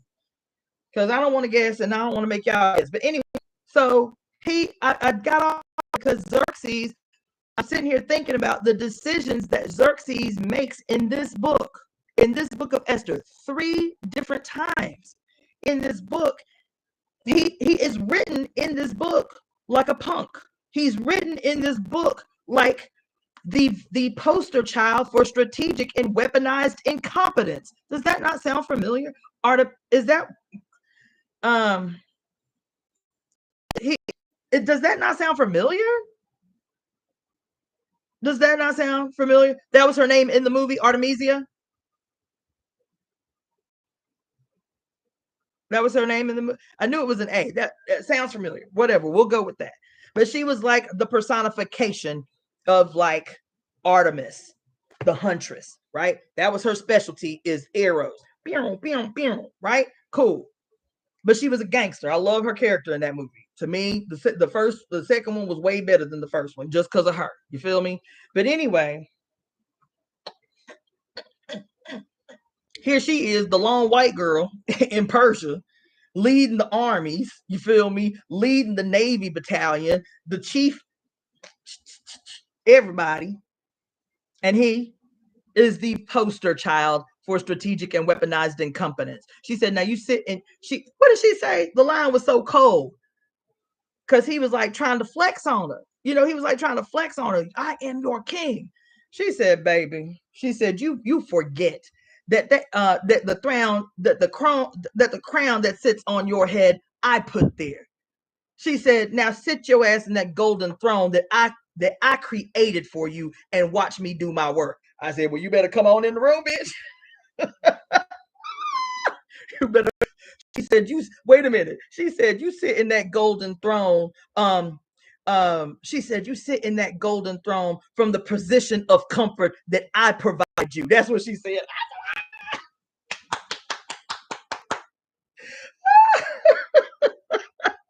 She said, listen, enjoy the comfort that I provide you and watch me go out here and do this work, get this work in. Watch me go and get this work done while you up in here with that bullshit. I made you who you are. That's what she said. That's what she said. I'm saying there is a tendency, and this tendency to write kings incompetent, just like Trump. I keep telling y'all, stop saying that shit. Stop saying that Trump is stupid. Stop saying that Biden was old. Oh, he's so old and senile. Bless his little heart. Stop doing that. Stop doing that. Stop trying to empathize with what you see as the frailty of humanity and these monstrous human beings that are playing a character to betray you, to get you to betray yourself, to get you to see them as weak or powerless. When you because y'all are so primed in the language now, you recognize when a man is playing you. And what do y'all call it in your personal relationship? Strategic and weaponized incompetence. Oh, he deliberately plays stupid so he increases my workload to limit his workload. He'll play stupid because he's smarter than you. When you say, fuck it, move out the way, I'll do it, he is smarter than you in that moment because he's playing you like a fiddle. These bitches think we stupid anyway. We might as well play the role so we can limit our work. They done got hip to the game, so we can't force them to do all the work no more. Now we have to be strategic. Now we have to be stealth-like in maintaining this power dynamic where women do all the brunt work, women do all the things, and then men can chill and lay back and enjoy their kingdom in peace. Because she like, look, I don't even want to get in an argument. You don't know how to wash my dishes. Every time you wash my dishes, you break a dish. Not knowing that your ass just got played because that nigga break a dish on purpose every time he washed the dishes, so you don't ask his ass to do it no more. Or he'll take the trash out and deliberately leave the lid off the trash so the neighborhood dogs scatter the trash all over the place. And you be like, fuck it, don't take my trash out no more. Don't take my trash out no more. I'll do it. But you cannot see. You can see it crystal clear when a man in your proximity is playing you like a fiddle because y'all been put on game. And I love that for us. We've been put on game. These men have been laid bare, all their little wicked ass ways, their little wicked ass instruments that they get together and talk about. And like, you got to do this, and, and you can marry a girl. You ain't got to like her. You ain't got to love her. All she wants you to do is like, dig her down every now and again. And then she'll do everything you want. I had my ex-husband tell me, it's a tendency in the prison for men to trade the numbers and shit of big bitches that they can use to get them. All you got to do is say nice things to her and everything, and she'll keep money on your commissary, but make sure she got to be at least 40 pounds overweight. Because a sister who's too cute she ain't gonna do for you what you need her to do. You need to make sure that while you win, while you down, you got enough money on your commissary, you got enough money on your phone that you can actually talk. Child, listen. So we up on game now. That's what TikTok has done. I'm telling you, I'm convinced that's why they targeting TikTok. It ain't about no quote anti-Semitism. It ain't about none of that. It's about women talking to each other too much and across waters. Now it ain't just American women. It ain't just American women that's up on game. Now all these Muslim women, now all these Asian women, now all these Korean women, now all these colonized women, now all these African women, like, damn, these American women talking that real shit. Damn, we ain't even know it was like that. And everybody getting put on game, and this causing a problem for men all over the goddamn planet. That is why that's why they're trying to crack down on this internet. That's why I'm trying to read to you out this book, this Bible, because there's a feminine component to this. They'll call it, I keep telling y'all, they'll talk. Listen, everything is the issue, but what the issue is. Everything's the issue, but the issue. And I don't give a damn what they talk about. Y'all get stuck on anti-Semitism, cool. Y'all get stuck on, I don't know, whatever else the big deal is up. But I'm telling you, the issue remains the same. What they are terrorized at, what they are running from, what they are trying like hell to prevent is the emergence of the one. That's it. Everything is the issue but the issue, and there ain't but one issue, and all of the other things are attached to it. And until y'all can reconcile that, y'all be running around on a rat wheel trying to figure out what's the great thing that's gonna win us something, and ain't none of the shit you trying gonna win us shit. You have to come into a relationship with you have to listen, you have to welcome the reemergence of the one. And the reemergence of the one is black as night and has a uterus and probably a beard and a vagina, and she's strong with strong arms and can wield a double-edged axe. Y'all might have to get comfortable with the thing that everybody trying like hell to avoid, even black ass women trying to avoid, baby. And it's in here, it's in this book. The reason I started with King Xerxes or Ahasuerus is because he is written like a moron. Why did they write him that way? He was the emperor of one of the largest kingdoms at the time, 100 the largest empires. His empire was made up of 127 kingdoms. Kings bowed to him. Kings bowed to princes, nobles from they say as far south as Ethiopia, all out into the diasporic Asiatic region, the Euro-Asiatic junction, all through what we now know is the Middle East and all of Southern Europe. But he a moron. but he an idiot. The Persian Empire was one of the longest empires in the modern world. But he a moron. Can't make a decision on his own. 3 times in this book, right out the gate. The first book, the first conflict was with his wife Vashti. And he threw a party right out the gate. He threw a party. It said he threw a party for 180 days. He threw a party for 180 days, y'all. That ain't what I'm saying. That's what the book say. That he had a party for 180 days. And then the last 7 days was supposed to be the decorum. You know what I'm saying? Now we just gonna eat. Everybody gonna come down from the turn up, you feel me, and get ready to go on back to your respective areas. But he entertaining the nobles and the princes and the kings for 180 days, y'all. That's a hell of a party. I'm only throwing a party for 2 days. He threw a party for 180 days. And in this 180 days, in the last 7 days, because he's like showing off all of his wealth, the vastness of his empire. He wants to show off the fact that he the man. And dang, how the hell in here?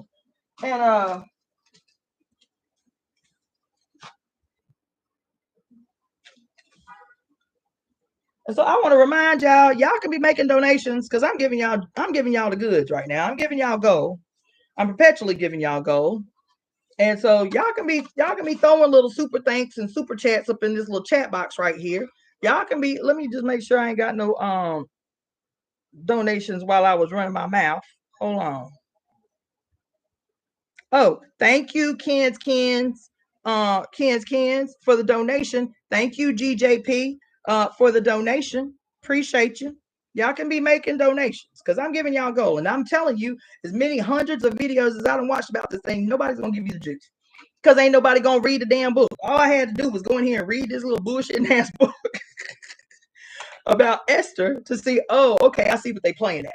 So the first things that you need to, so let me do some bullet points. First thing that you need to be mindful of when looking at the Esther project is the tendency, the repetition of tendency of strategic and weaponized incompetence in the face of leadership.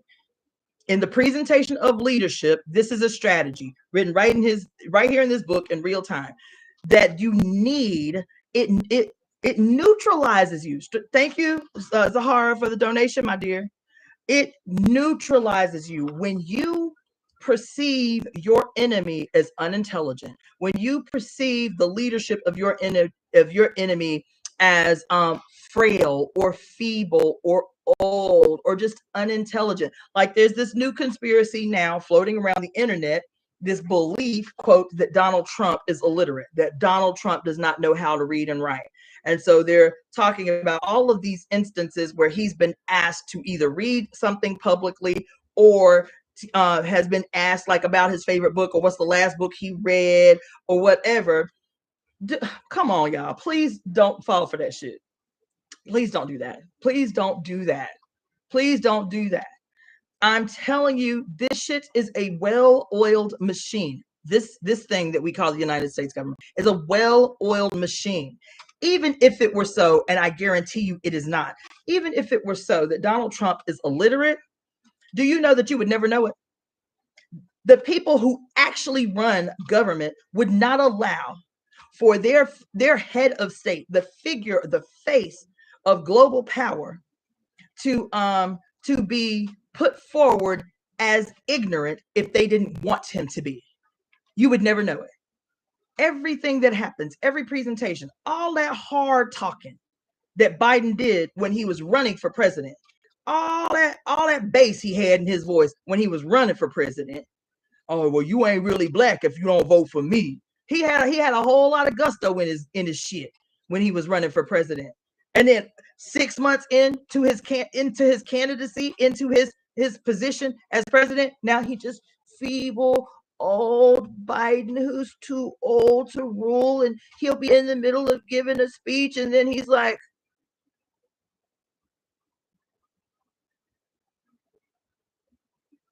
what was I saying?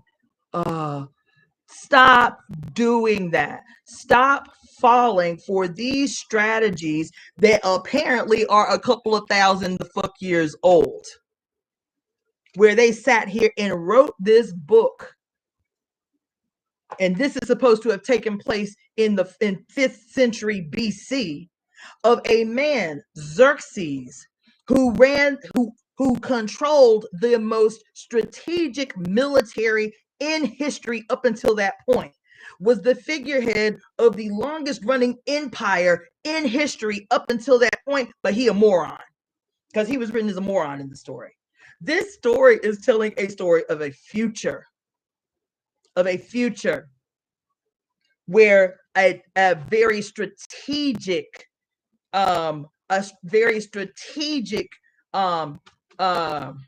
campaign of weaponized incompetence will neutralize your opposition because they get caught up on your appearance of feebleness, of unintelligence. You understand? Please do not fall for that shit. It is a distraction at best. And even if he was illiterate, the only reason you know it is because it benefits the state for you to believe that he is illiterate. Xerxes was written as an idiot who 3 different times in this very short story yielded the entire power of his might based on an opinion of someone else. The first story was he's turned up for 180 days. He is entertaining his homies for 180 days. And to show off his power, to show off his prowess, he's like, oh, I want to show y'all my pretty wife. I got this pretty wife. Let me show y'all my wife. And apparently in this period in Persia, women didn't do the turn up shit with the men. The men turn up for 180 days and the queen could not come. It was the concubines, it was the prostitutes, it was them type of women that would entertain the nobility. And then when it was like a dinner party, the queen could come and, you know, and dine with the nobility. Well, nigga, y'all done been turned up for 180 days is 3 months. It's 4 months. 180 days is 4 months. Y'all been turned up for 4 months, doing your thing, doing your drinking, doing your fraternizing and carrying on. And now on the last 7 days, you want to come and show me off? You want me to come and do a little dance in front of your homies? Nah, I'm good. I ain't coming no motherfucking way. That's what she said. I'm not coming. And so the Chamberlain comes back and was like, yo, King, I'm scared to tell you, but your wife says she ain't coming. He said, say what? Say he was full of wrath. He was mad. What you mean she said she ain't coming? And all the men, because it's still just the men, all the men in the room, they're like, what's he saying? They're like, damn, the queen said she ain't coming when the king called. They whispering. He said, man, take your ass back over there and tell her I said, come here. And he came back and he was scared. I can imagine he was scared. He's like, King, the queen say she ain't coming again. He said, say what? And the men say, look, bro, listen, you mad? Okay, cool. He said, but you ain't the only one offended up in here. All the men, they say the nobles and the princes, the chamberlains, they're like, you ain't the only one she done offended up in here. They're like, you better handle your bride. You better handle your bride. And then he was like, well, what would y'all have me do? He the king. What kind of question is that? He the king. And he was like, well, what y'all think? What y'all think I should do? And they was like, look, if it was us, this is what we would say. We would say, you need to write a law. This is what they say right here in the very first chapter. This ain't even chapter 2. This is the very first chapter. They was like, look, if the queen got enough audacity, to tell your ass no, and you are the ruler of 127 kingdoms, this is going to be a problem for all of us. This is going to be a problem for all. You better get your girl. You better check your broad, because this can't do. As soon as these women get wind that the king's wife done told him no, and he ain't did nothing, he ain't cleaved her head off. They say this is gonna be a problem. What they say? For this deed of the queen shall come abroad unto all women, so that they shall despise their husbands in their eyes when it shall be reported. And the king Ahasuerus commanded Vashti to be brought before him, but she did not come. And likewise shall the ladies of Persia and Media say to this day unto all the king's princes which have heard of the deed of the queen, thus shall arise too much contempt and wrath among the women. It's like, and I've been gone for 180 days turning up with your ass, and you want me to go back home to my woman after being gone for 4 months, and she know all I'm out here doing is fraternizing, turning up, and drinking, and you ain't even gonna check your broad? This gonna cause a problem. As soon as the women get wind of this shit, all of these women gonna hate us. That's what they say. All the women are going to despise their husbands. And it is going to cause much contempt and wrath among the women. They're like, well, damn, if the queen can turn down the king, bitch, then who the fuck you think you is? Your ass just a regular everyday man. Your ass just a prince. Your ass just a noble. If the queen can turn down the king, bitch, there's like, bro, you better nip this shit in the bud. I ain't going home until you nip this shit in the bud. Of course, because women talk. That's of course how they would find out. That ain't the issue. Women gonna talk. Did y'all hear that shit? Girl, the queen turned down the king. That ain't snitch shit. That's just like, girl, let me put you on. That same shit I was talking about TikTok. Me and mad because women up on here talking, putting each other on game. Did you know the red flags of narcissism, bitch? I didn't before I came to California. I didn't know what narcissism was. I didn't know the red flags of narcissism. Sure didn't. And then that's all people talk about out here. How to recognize if you're in a relationship with a narcissist. How to recognize if you are the victim of weaponized incompetence. Do you know how to tell if your husband hates you? That ain't snitching. That's putting women up on game. That's putting victims up on game. That's empowering women. And so they was like, look, as soon as these women started talking about what they heard, girl, I heard that the queen said no to the king because she was mad, because he was like, damn, how you gonna party and fuck around on me with all these women for 180 days, and then just as your homie's getting ready to leave, you like, oh, let me pull out my little trinket on you and show her off because this my bad bitch queen. And she's like, no, you got it. you got it. You got, your ass ain't sober enough for me to come out. You got it. You got it.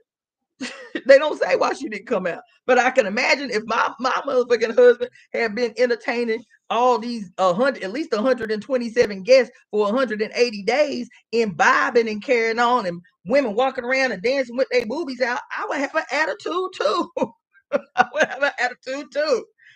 And so that's the first instance. And so the men said, look, gotta nip this shit in the bud.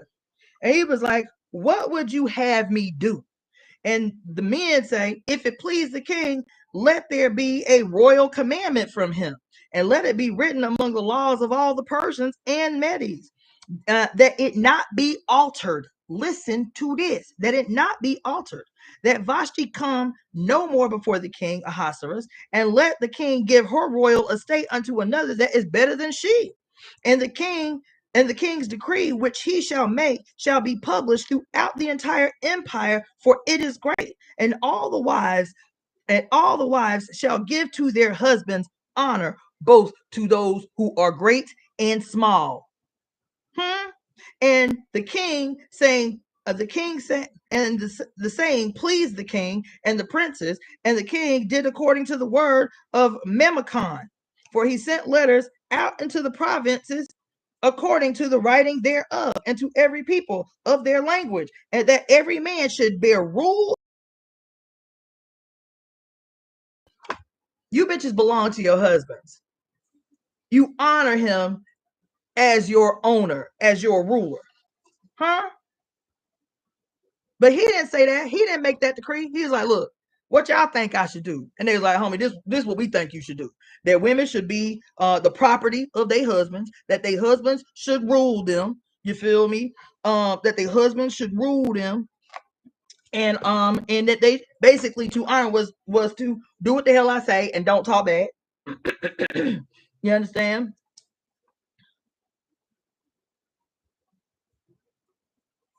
And yeah. Hold on. Helen Stevenson say, reminds me of that verse when Paul said no gossiping in the church. They were going through everything, nook and cranny, to make sure the women couldn't communicate amongst each other. One of y'all was telling me about a movie, and I wrote it down, but I don't remember where I wrote it down, that I need to see, about the Amish women. Something about talking. Anybody remember? It was about these Amish women who started talking to each other. And I guess once they started talking, they started plotting and scheming on how they was going to get the hell up out of there or something like that. Anybody remember the name of that movie? It came out last year, year before last, something like that. Anybody remember that movie? Somebody tell me what the name of that movie is. One of y'all told me about it. But thank you for that, Helen Stevenson, because that movie, just seeing the previews, reminded me of the same thing. There's a reason that the Bible says that gossiping is a crime, and it's in the Great Cosmic Mother too. She said, I think it was in the 3rd or 4th chapter, where she say the final nail in the coffin to women's collective power was for her to become a slave in her own house to her husband, thus finally closing her off, cutting off all ties to any what does she call it, basically a relationship among women, isolated in her household. You feel me? That's the first thing, is he writes this ordinance basically saying that forever, in all languages, child, gossip saves women's and girls' lives. I accept that. That might need to be a t-shirt. Gossip saves lives. I love it. Anyway, so that's the first thing, because now I really got to get up off here.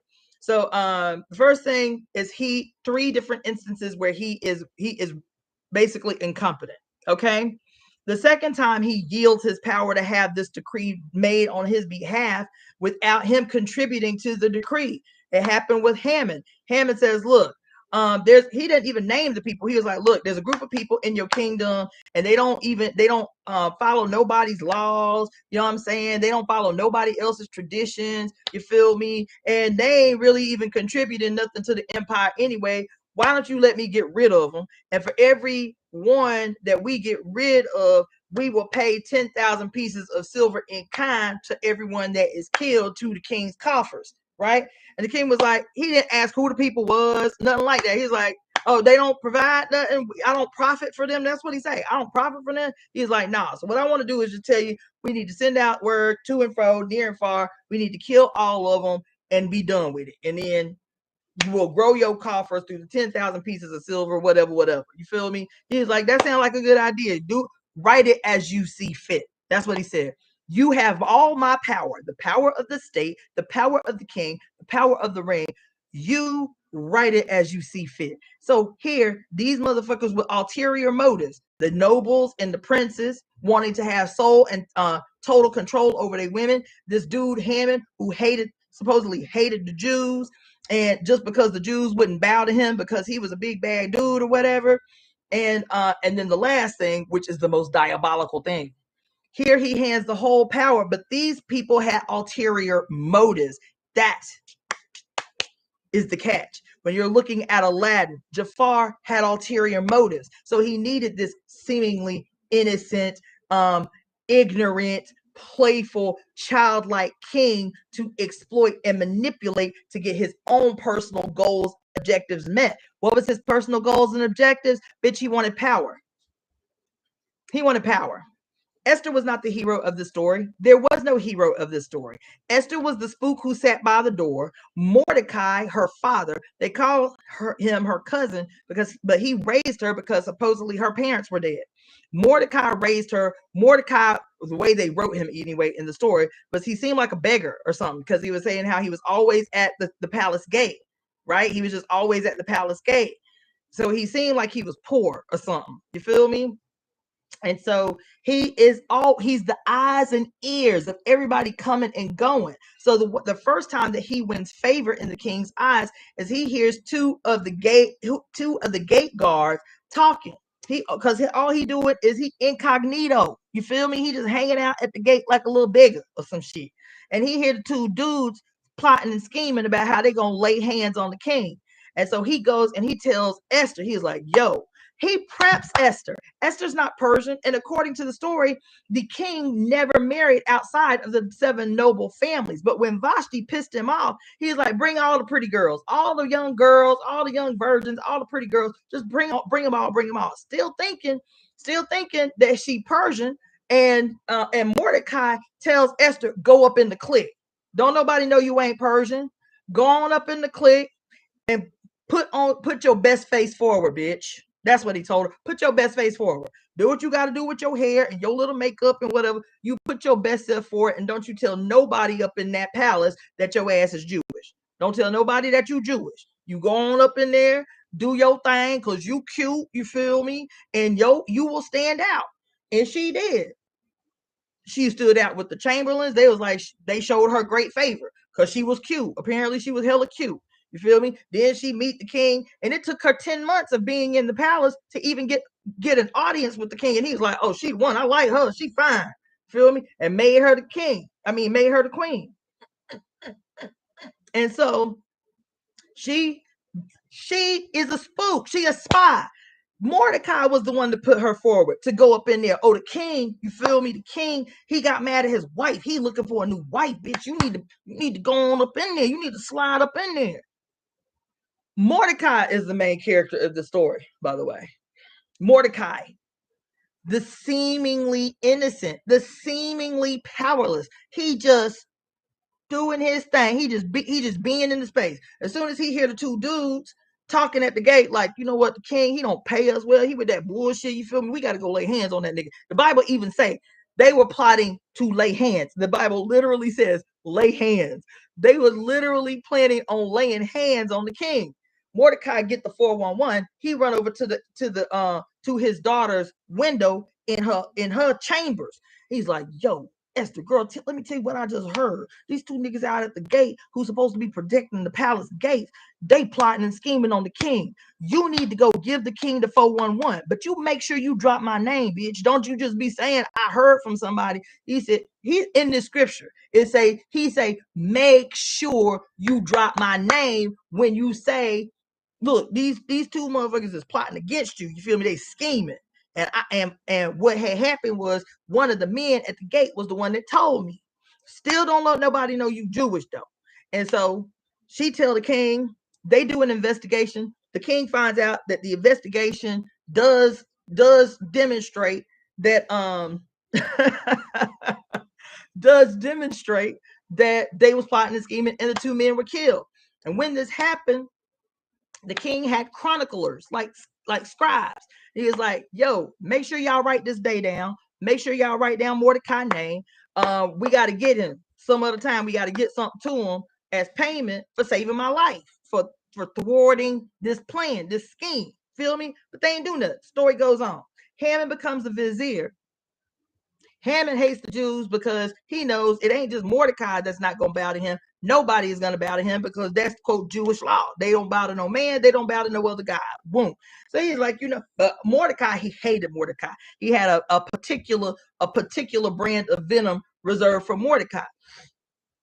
And so when he was walking through one day, because he done got his hand, you feel me? He the man, you feel me? And Mordecai was like, I told you what it is, bro. Like, yes, I'm sleeping out here on the ground. I look like a beggar and shit. I still ain't bowing to you. I still ain't bowing. So, it is what it is. And this set Haman off. He was mad as hell.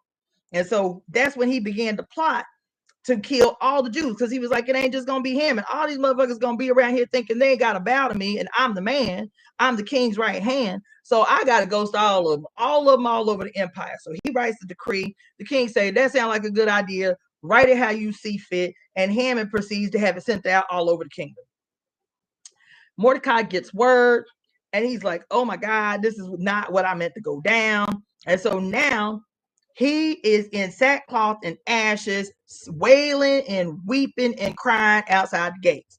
And when he starts spreading the word about what's about to happen, all the Jews are in sackcloth and ashes, weeping and wailing, and this and that and this and that. He sends word to Esther to let her know what the 411 is. And she was like, dang, this messed up. Go give my uncle some clothes and tell him to come up out them sackcloth and ashes, get his mind right. And he's like, nah, tell that girl she got a job to do. This what she in the castle for in the first place, is to wield power. This what she in the castle for in the first place, is to wield power. Now you need to go on, take your behind to the king, to your husband, and tell him, now you need to tell him that your ass is Jewish, and that the wicked Haman has set his sights on your people to kill her and all your people. She's like, I can't go back out there and tell him I can't do that. He know I can't do that. He's like, what you mean you can't do that? The poor messenger going back and forth, back and forth, back and forth. He was like, what you mean you can't do that? She was like, can't nobody get an audience with the king unless he sends for them. If I go to the king and I do not have an audience with him, his guards will immediately kill me. And that it is only when the king lays out his golden scepter that the guards will stop and not kill me. The king says, you know what, cool, pulls out the scepter, and yeah, she all right. And up until this point, it says she ain't seen her husband in 3 months, the king. You feel me? And he was like, listen, what you think gonna happen to you if you let this decree go out and all your people and them killed, but you saved? Like, what you think you got in store for you if anybody finds you out? Like, this is what you up in here for. It's the will power on our behalf. She's like, all right, tell him I'll do it. And so she and the homies, she got all the concubines to pass and pray for her while she gets ready to plot on how she's gonna approach the king, hoping that her head don't get cut off when she approached the king and he ain't called for her. So she goes to the king, and the way they write the story is like, the king forgot he had a beautiful wife. He's like, oh shit, I forgot about you, girl, you fine. Because it say she approached the king, and it made his heart light, or gave him pleasure, or some shit like that. Right? It gave his heart pleasure. And so he held out the golden scepter to prevent his men from killing her on the spot. And she's like, look, can you bring you and your right hand to my house for a dinner party? I want to cook for y'all. He was like, that is very nice. Yes, we will come to your house for a dinner party. Hammond was happy. He was like, I told y'all I'm the man. That if I could just get rid of this Hammond so he could stop invading my thoughts and shit, I'll be a happy motherfucker. His wife was like, don't be paying that nigga no mind. You know what I'm saying? You the one. She's like, as a matter of fact, if it's vexing you that much, prepare a gallows and get ready to hang Mordecai in the backyard. We just gonna go ahead and prep a gallows, hang that nigga in the backyard, and then as soon as you hang him, then you can go happily onto your dinner party with the king and his wife. He was like, that's a good idea. So he had his servants build a gallows and is about to, right? And the king calls for him early, okay? And so as he's coming from his place, the king calls the chroniclers. Because he said, I had a hard time sleeping all night. I had a hard time. Something was vexing me. Like there was something I was supposed to do and I don't remember. He said, read to me what I have forgotten to do. And they read the last story that he had them write, which was the story where Mordecai intervened in this plot to, quote, lay hand on the king. And they was like, damn, that was right on, right? What did we do for him? What did I give him when he did that great thing for me? They was like, you ain't do nothing for him yet. He was like, really? He's like, tell him to come on over here. Tell my right hand to come on up in here. So Hammond goes to the king, is like, yeah, what's up, man? Now the last thing he done heard, he and the king about to go to a dinner party at the queen's house. So he hyped because he know he the man. He been doing a good job. He know he the man. So the king was like, Hammond, tell me, what would you have me do if there was someone in the kingdom that I wanted to, what did he say? That I wanted to show great favor to. Hold on, what did he say? Do.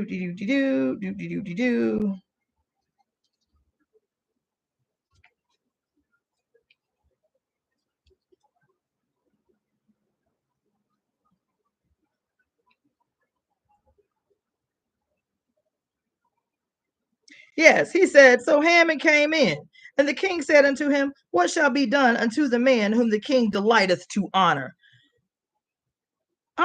He's like, I want to honor someone. I want to big somebody up. What would you do? What would you have me do for someone who I want to show great honor? He was like, who else could he be talking about other than me? I am his right hand. I am the man. And so he was like, let me pull out all the stops. He was like, I would give him my finest garments. I would give him my finest horse. I would take one of his old crowns and place it upon his head. He's like, what else can I think of? You know what I'm saying? He's like, I want all the things. I want all the things. And the king said, you would do all of that? He was like, yeah, I would do all of that, thinking that he is the one that the king seeks to show great honor. He was like, you know what? I like what you have just said. Go get Mordecai from off the gates and do these things as you have spoken them. He said, go get your boy Mordecai and post him up on the horse in my finest garments and in my old crown and this and that on my finest horse and walk him through the city. And he was mad and he was humiliated, whatever. The last thing, because I do have to get up off here. The last thing, and I might continue it later when I do the 411 piece. But the last thing, in terms of the king's incompetence, was the king ends up making Mordecai, without all the other details, the king ends up making Mordecai his vizier.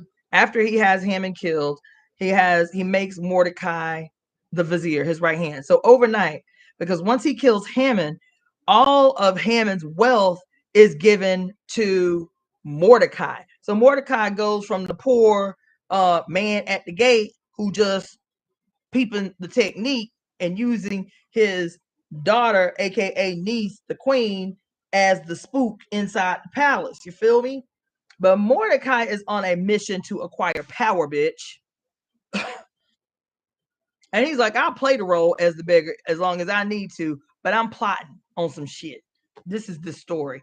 Now go reread Project Esther, because Mordecai gains power as the vizier, and his first order of business is to address this decree that has been made in the name of the emperor. But he and Esther do not say we need to overturn the decree made by Haman against the Jewish people. That's not what he says. As a matter of fact, when Haman made the decree, it said the people of the empire were perplexed. They're like, we've been living peacefully with the Jews. Like, why all of a sudden y'all talking about everybody everywhere kill the Jews? The Bible used the word perplexed. It said the people were perplexed upon receiving the decree. So there is an implication that people was cool. People was just chilling, just doing their thing, just chilling. And instead of reversing the decree, because it wasn't like people was out, because it doesn't say that people was out there buck wilding against the Jews anyway. That's not what it say. It doesn't even indicate that the people was just out wilding against the Jews. That even the people who were not Jews were perplexed because the Jews had already been there throughout the entire empire doing their thing, and everybody else doing their thing. The first order of business of Mordecai and Esther was not to suspend the decree. The Jews, the first order of business, what he tells the king is, I would like for you to make a decree that allows for the Jews to violently defend themselves against their enemies. The word enemy implies that someone is actively planning against your life, actually plotting and scheming your demise, whether it's a physical demise or whatever. Somebody is plotting against you. So he tells the king, we would like you to write it so that that the Jews will have the right to violently defend themselves against their enemies. And the king said, write it as you wish. What did he say specifically? He said, write ye also for the Jews as it liketh you, in the king's name, and seal it with the king's ring. For the writing which is written in the king's name and sealed with the king's ring, may no man reverse. May no man reverse. And so he called the king's scribes, and what he wrote is something different than what he petitioned the king for. What he wrote was, as a matter of fact, let me read it to you. He said, wherein the king granted the Jews which were in every city to gather themselves together and to stand for their life, to destroy, to slay, and to cause to perish all the power of the people and province that would assault them, both little ones and women, to take the spoil of them for prey. Upon one day in all the provinces of the king Ahasuerus, namely, upon the 13th day of the 12th month, which is the month of Adar. Okay.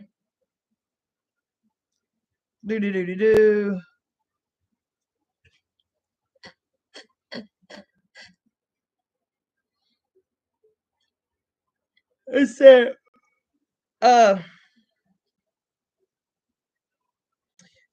on. It said, now in the 12th month, that is in the month of Adar, on the 13th day of the same, and when the king's commandment and his day, and in his decree drew near to be put in execution, in that day, in the day that the enemies of the Jews hoped to have power over them, though it was turned to the contrary, that the Jews had ruled over them that hated them. The Jews gathered themselves together in the cities throughout all the provinces of the king Ahasuerus to lay hand on such as sought their hurt, and no man could withstand them, for the fear of them fell upon all people, and all rulers of the provinces, and the lieutenants, and the deputies, and the officers of the king helped the Jews, because the fear of Mordecai fell upon them.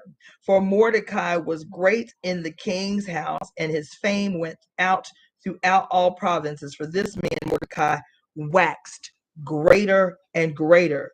Thus the Jews smote all their enemies with the stroke of the sword and slaughter and destruction, with the stroke of the sword and slaughter and destruction, and did what they would unto those that hated them. Listen. Did what they would to those that hated them. And in Shushan the palace, the Jews slew and destroyed 500 men. It goes on and on. But that little statement is really important because essentially the way Mordecai wrote the decree, it was he didn't overturn what he says was the decree made by Haman to kill all the Jews. He didn't overturn that. He didn't reverse it. What he did do was say, give us the power of the entire state so that we may slay those that hate us. He didn't say those that commit crimes against us, those that commit violence against us, those who plot our demise. He didn't say that. He said those that hate us.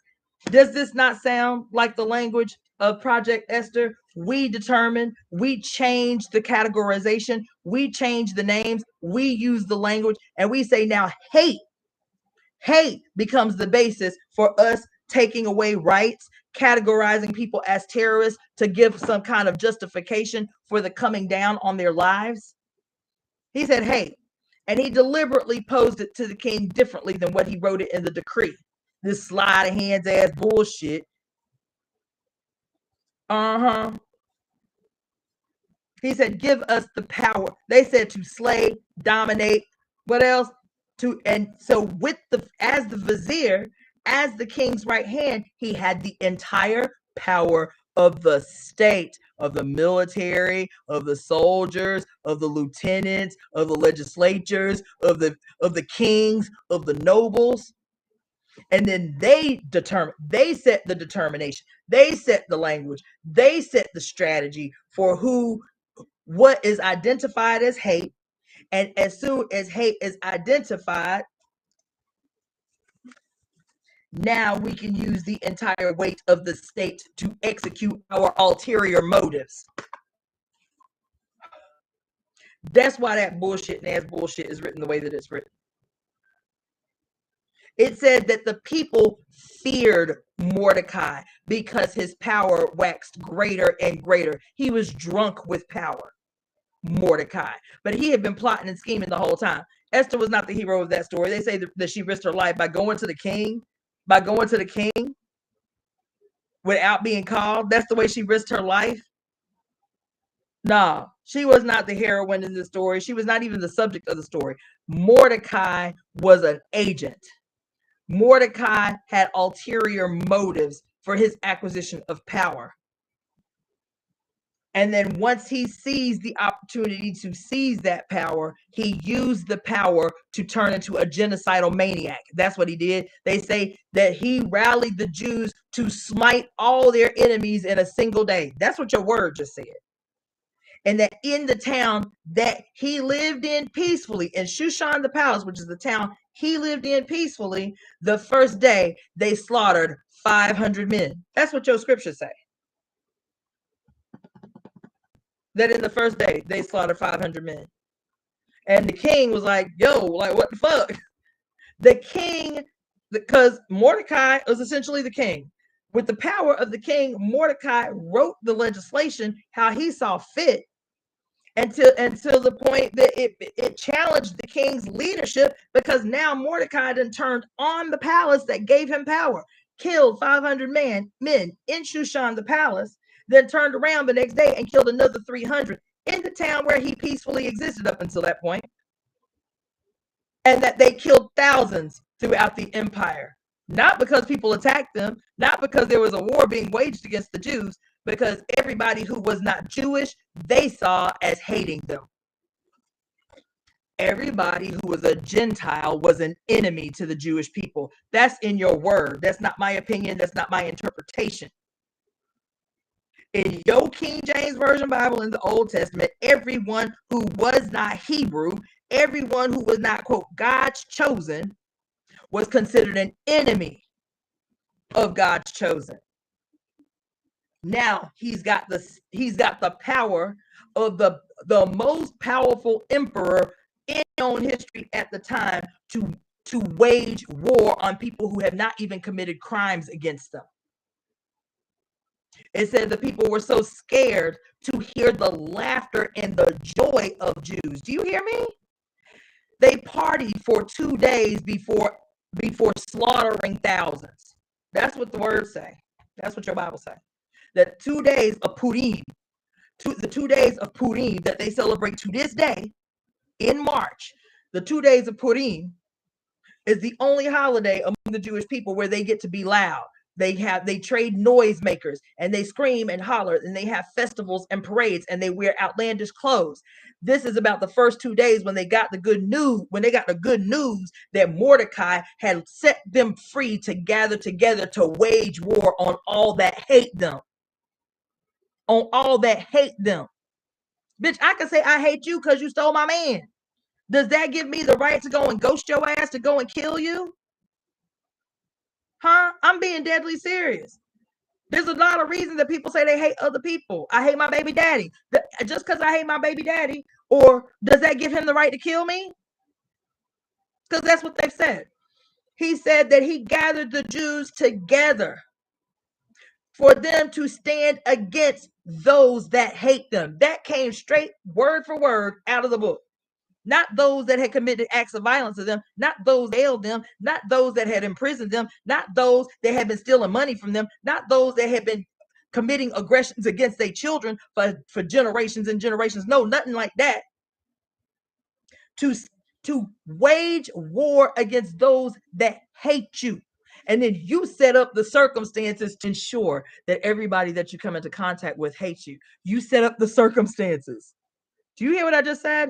You create the circumstances that ensure that people will hate you. So now you become justified in your violent aggression against people who say, I don't fuck with Jews. I'm just trying to give you a word, because Jews, not just Jews, white Anglo-Saxon Protestants too, Southern evangelicals too, Arabs too, men too, are always the perpetual fucking victims on the world, in the world of violence they created, that they are both the aggressor and the victim. I just saw this video the other day of this conference between black and white people in the 1960s, and the white people are getting up talking about, well, we have always supported the Negroes, and now with the riots that are happening, the riots that started happening after MLK was shot in broad daylight, but now with all the riots happening, white people are fearful of the violence. And, why should we have to see violence when we have supported the Negroes?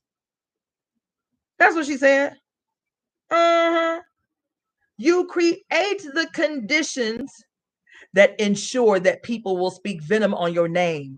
You create the violent conditions that will ensure that when people see your face, they say, we do not trust your fucking ass. We do not trust you. We do not trust anybody that look like you. We do not trust you in our space. We do not trust you at the cookout. We don't trust you. We don't trust you. We don't hush. As a matter of fact, there's a homeboy of mine. I was reading to y'all some of his lyrics the other day. He sings in a song with another group of people. It ain't for the faint of heart, and it ain't for the tender spirited. So don't everybody go look for the song if you are so politically correct that your feelings will be hurt if we watch this video.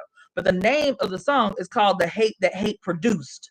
The hate that hate produced. As a matter of fact, that is a line that came directly from Sister Soldier back in the 90s, when Bill Clinton and the government came down on her head like a giant ton of bricks.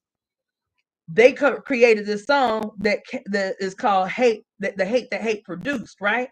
And it's called and it goes, the hook is like, how's it go?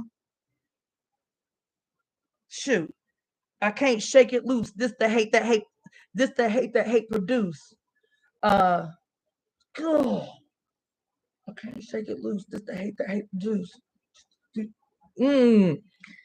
It's a video on YouTube. I'm just warning you. It is not for the faint of heart. It is not for the tender spirited.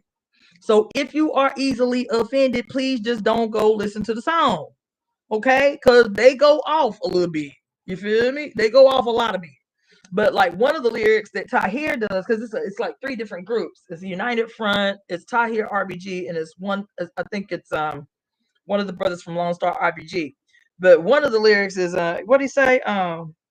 oh, what'd he say? He's talking about Africa. I can't remember exactly how the lyric go, but he's talking about Africa, and he's talking about all this terrible shit that Europeans done did to Africa. And he goes in, and then the last line is he's like, I say, he's talking about Africa now. He say, I say, shut the borders down and let us get our purge on. Talking about like clearing everybody who ain't African off the African continent. He say, I say, shut the borders down and let us get our purge on. I'm like, I can't shake it loose. This the hate that hate produce. I can't remember the rest of it. The hook. I can't shake it loose. This the hate that hate produce. But anyway, and the video, the images in the video are pretty intense. I mean, we've all seen them, but it's never not intense. Where you see enslaved, black people being lynched and brutalized and all of that shit. He's like, don't be talking about hate. Don't be talking about hate. You did this. But isn't it interesting that this too is a strategy? You create the conditions that ensure people's equally violent response to the conditions that you have created. Make yourself a. That's what I just said. It was a line from Sister Soldier back in the 90s. But you create the violence that creates the hate, and then want to play the victim when you get the response that your ass bargained for. You are the perpetual victim while you are the chief villain. The perpetual victim while you are the chief villain. You understand? And so isn't this the history of the entire Old Testament? Here they living in Persia, and the way the book is written, the book of Esther, it's like everybody was just chilling. Like, damn, why all of a sudden the king making a decree to kill the Jews? Like, where they do that at? Where that came from? That's random. You feel me? And instead of just saying, look, king, you found out that your boy Hammond wasn't shit, you feel me? And so we need to undo the harm that he has done. Because here he just mad at me, but he say because he mad at me, he gonna kill all the Jews. That's what they say Hammond said. Because he was mad at Mordecai, he was gonna kill all the Jews. But then Mordecai turned around and do the same thing.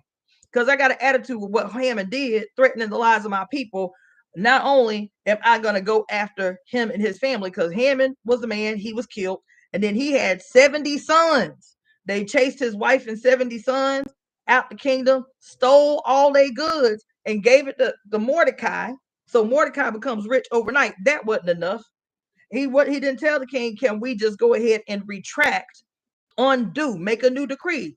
This shit is null and void because Hammond was a piece of shit. That ain't what he did. He turned around and he did exactly what Hammond did. Everybody who we say, and we define what hate is, everybody who we say ain't our friends, ain't one of us, ain't like us, you hate us because you ain't like us, because you ain't God's chosen people, and therefore you can catch our blade. And now we have finagled our way up into the state that allows us to use the whole weight of the goddamn state to wreak havoc on your lives. Now go back and reread Project Esther after getting your super condensed hood version of the scenario. Now I got to be up off of here. I have an event to go to. I'm already going to be late. So this was fun. I'm going to be back at 411. I'll probably be broadcasting from on location because I have this event to go to. Boom. There you go. So we'll do this again, and then I'll do another one later on tonight. But happy 8/8 portal. You know what I'm saying? My meditation all morning, because I've been up since 4:30 this morning, because today was a weighty day when I got up, and every few seconds I'm having to speak out loud. My meditation for the day is everything goes my way. Everything goes my way. I was hearing Lenny Kravitz in my head. You know that song? Are you gonna go my way?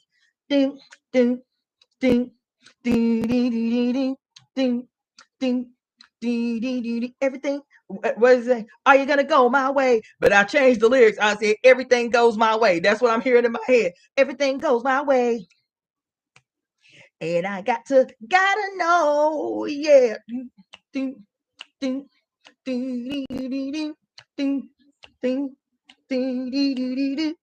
Everything goes my way. I had to do that all morning because I was like, I was suffering this morning. I was like, I don't want to do anything, but I know it's such a huge day that requires me to be on the front end of my life as opposed to the back end trying to play catch up, bitch. So that's my meditation for the rest of the day. Every time I felt myself fading, like, oh, I was sitting in the chair trying to get some computer work done. Check y'all emails, because several of y'all, I sent about 100 emails yesterday about my birthday party. If those of you who are still trying to come out here, it's a 2-day party. It was Sunday, September 14th, Monday the 15th, and then we check out on Tuesday the 16th. The party is on Sunday, and the party is going to be big. There's going to be music, a DJ, trying to get a belly dance crew out there, but that is going to include everything, housing, the drinks, the party favors, 24-hour access to all the hot springs and cold springs on the property. It's 3 houses on this retreat location that we're renting.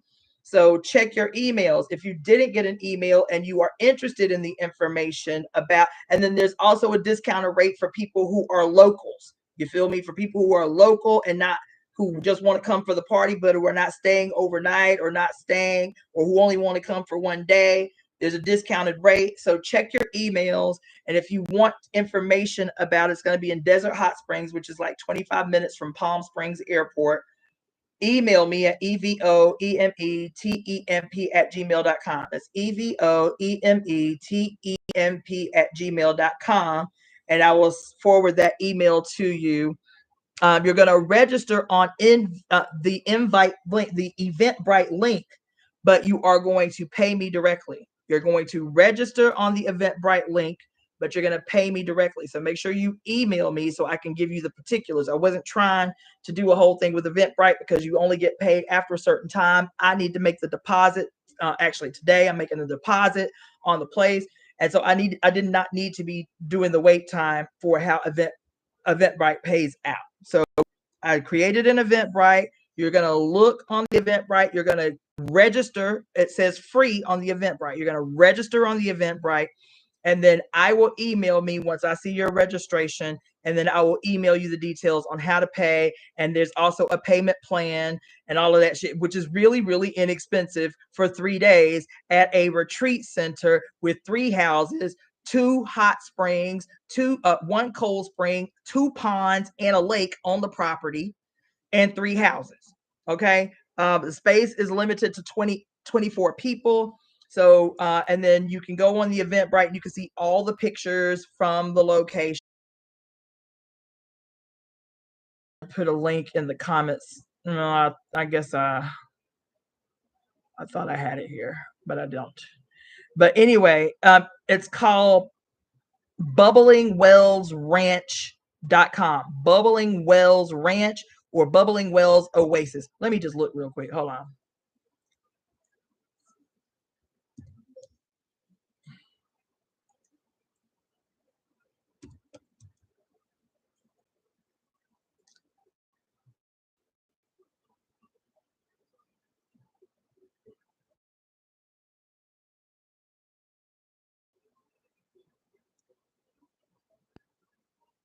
I'm putting it in the comment section as bubblingwellsranch.com.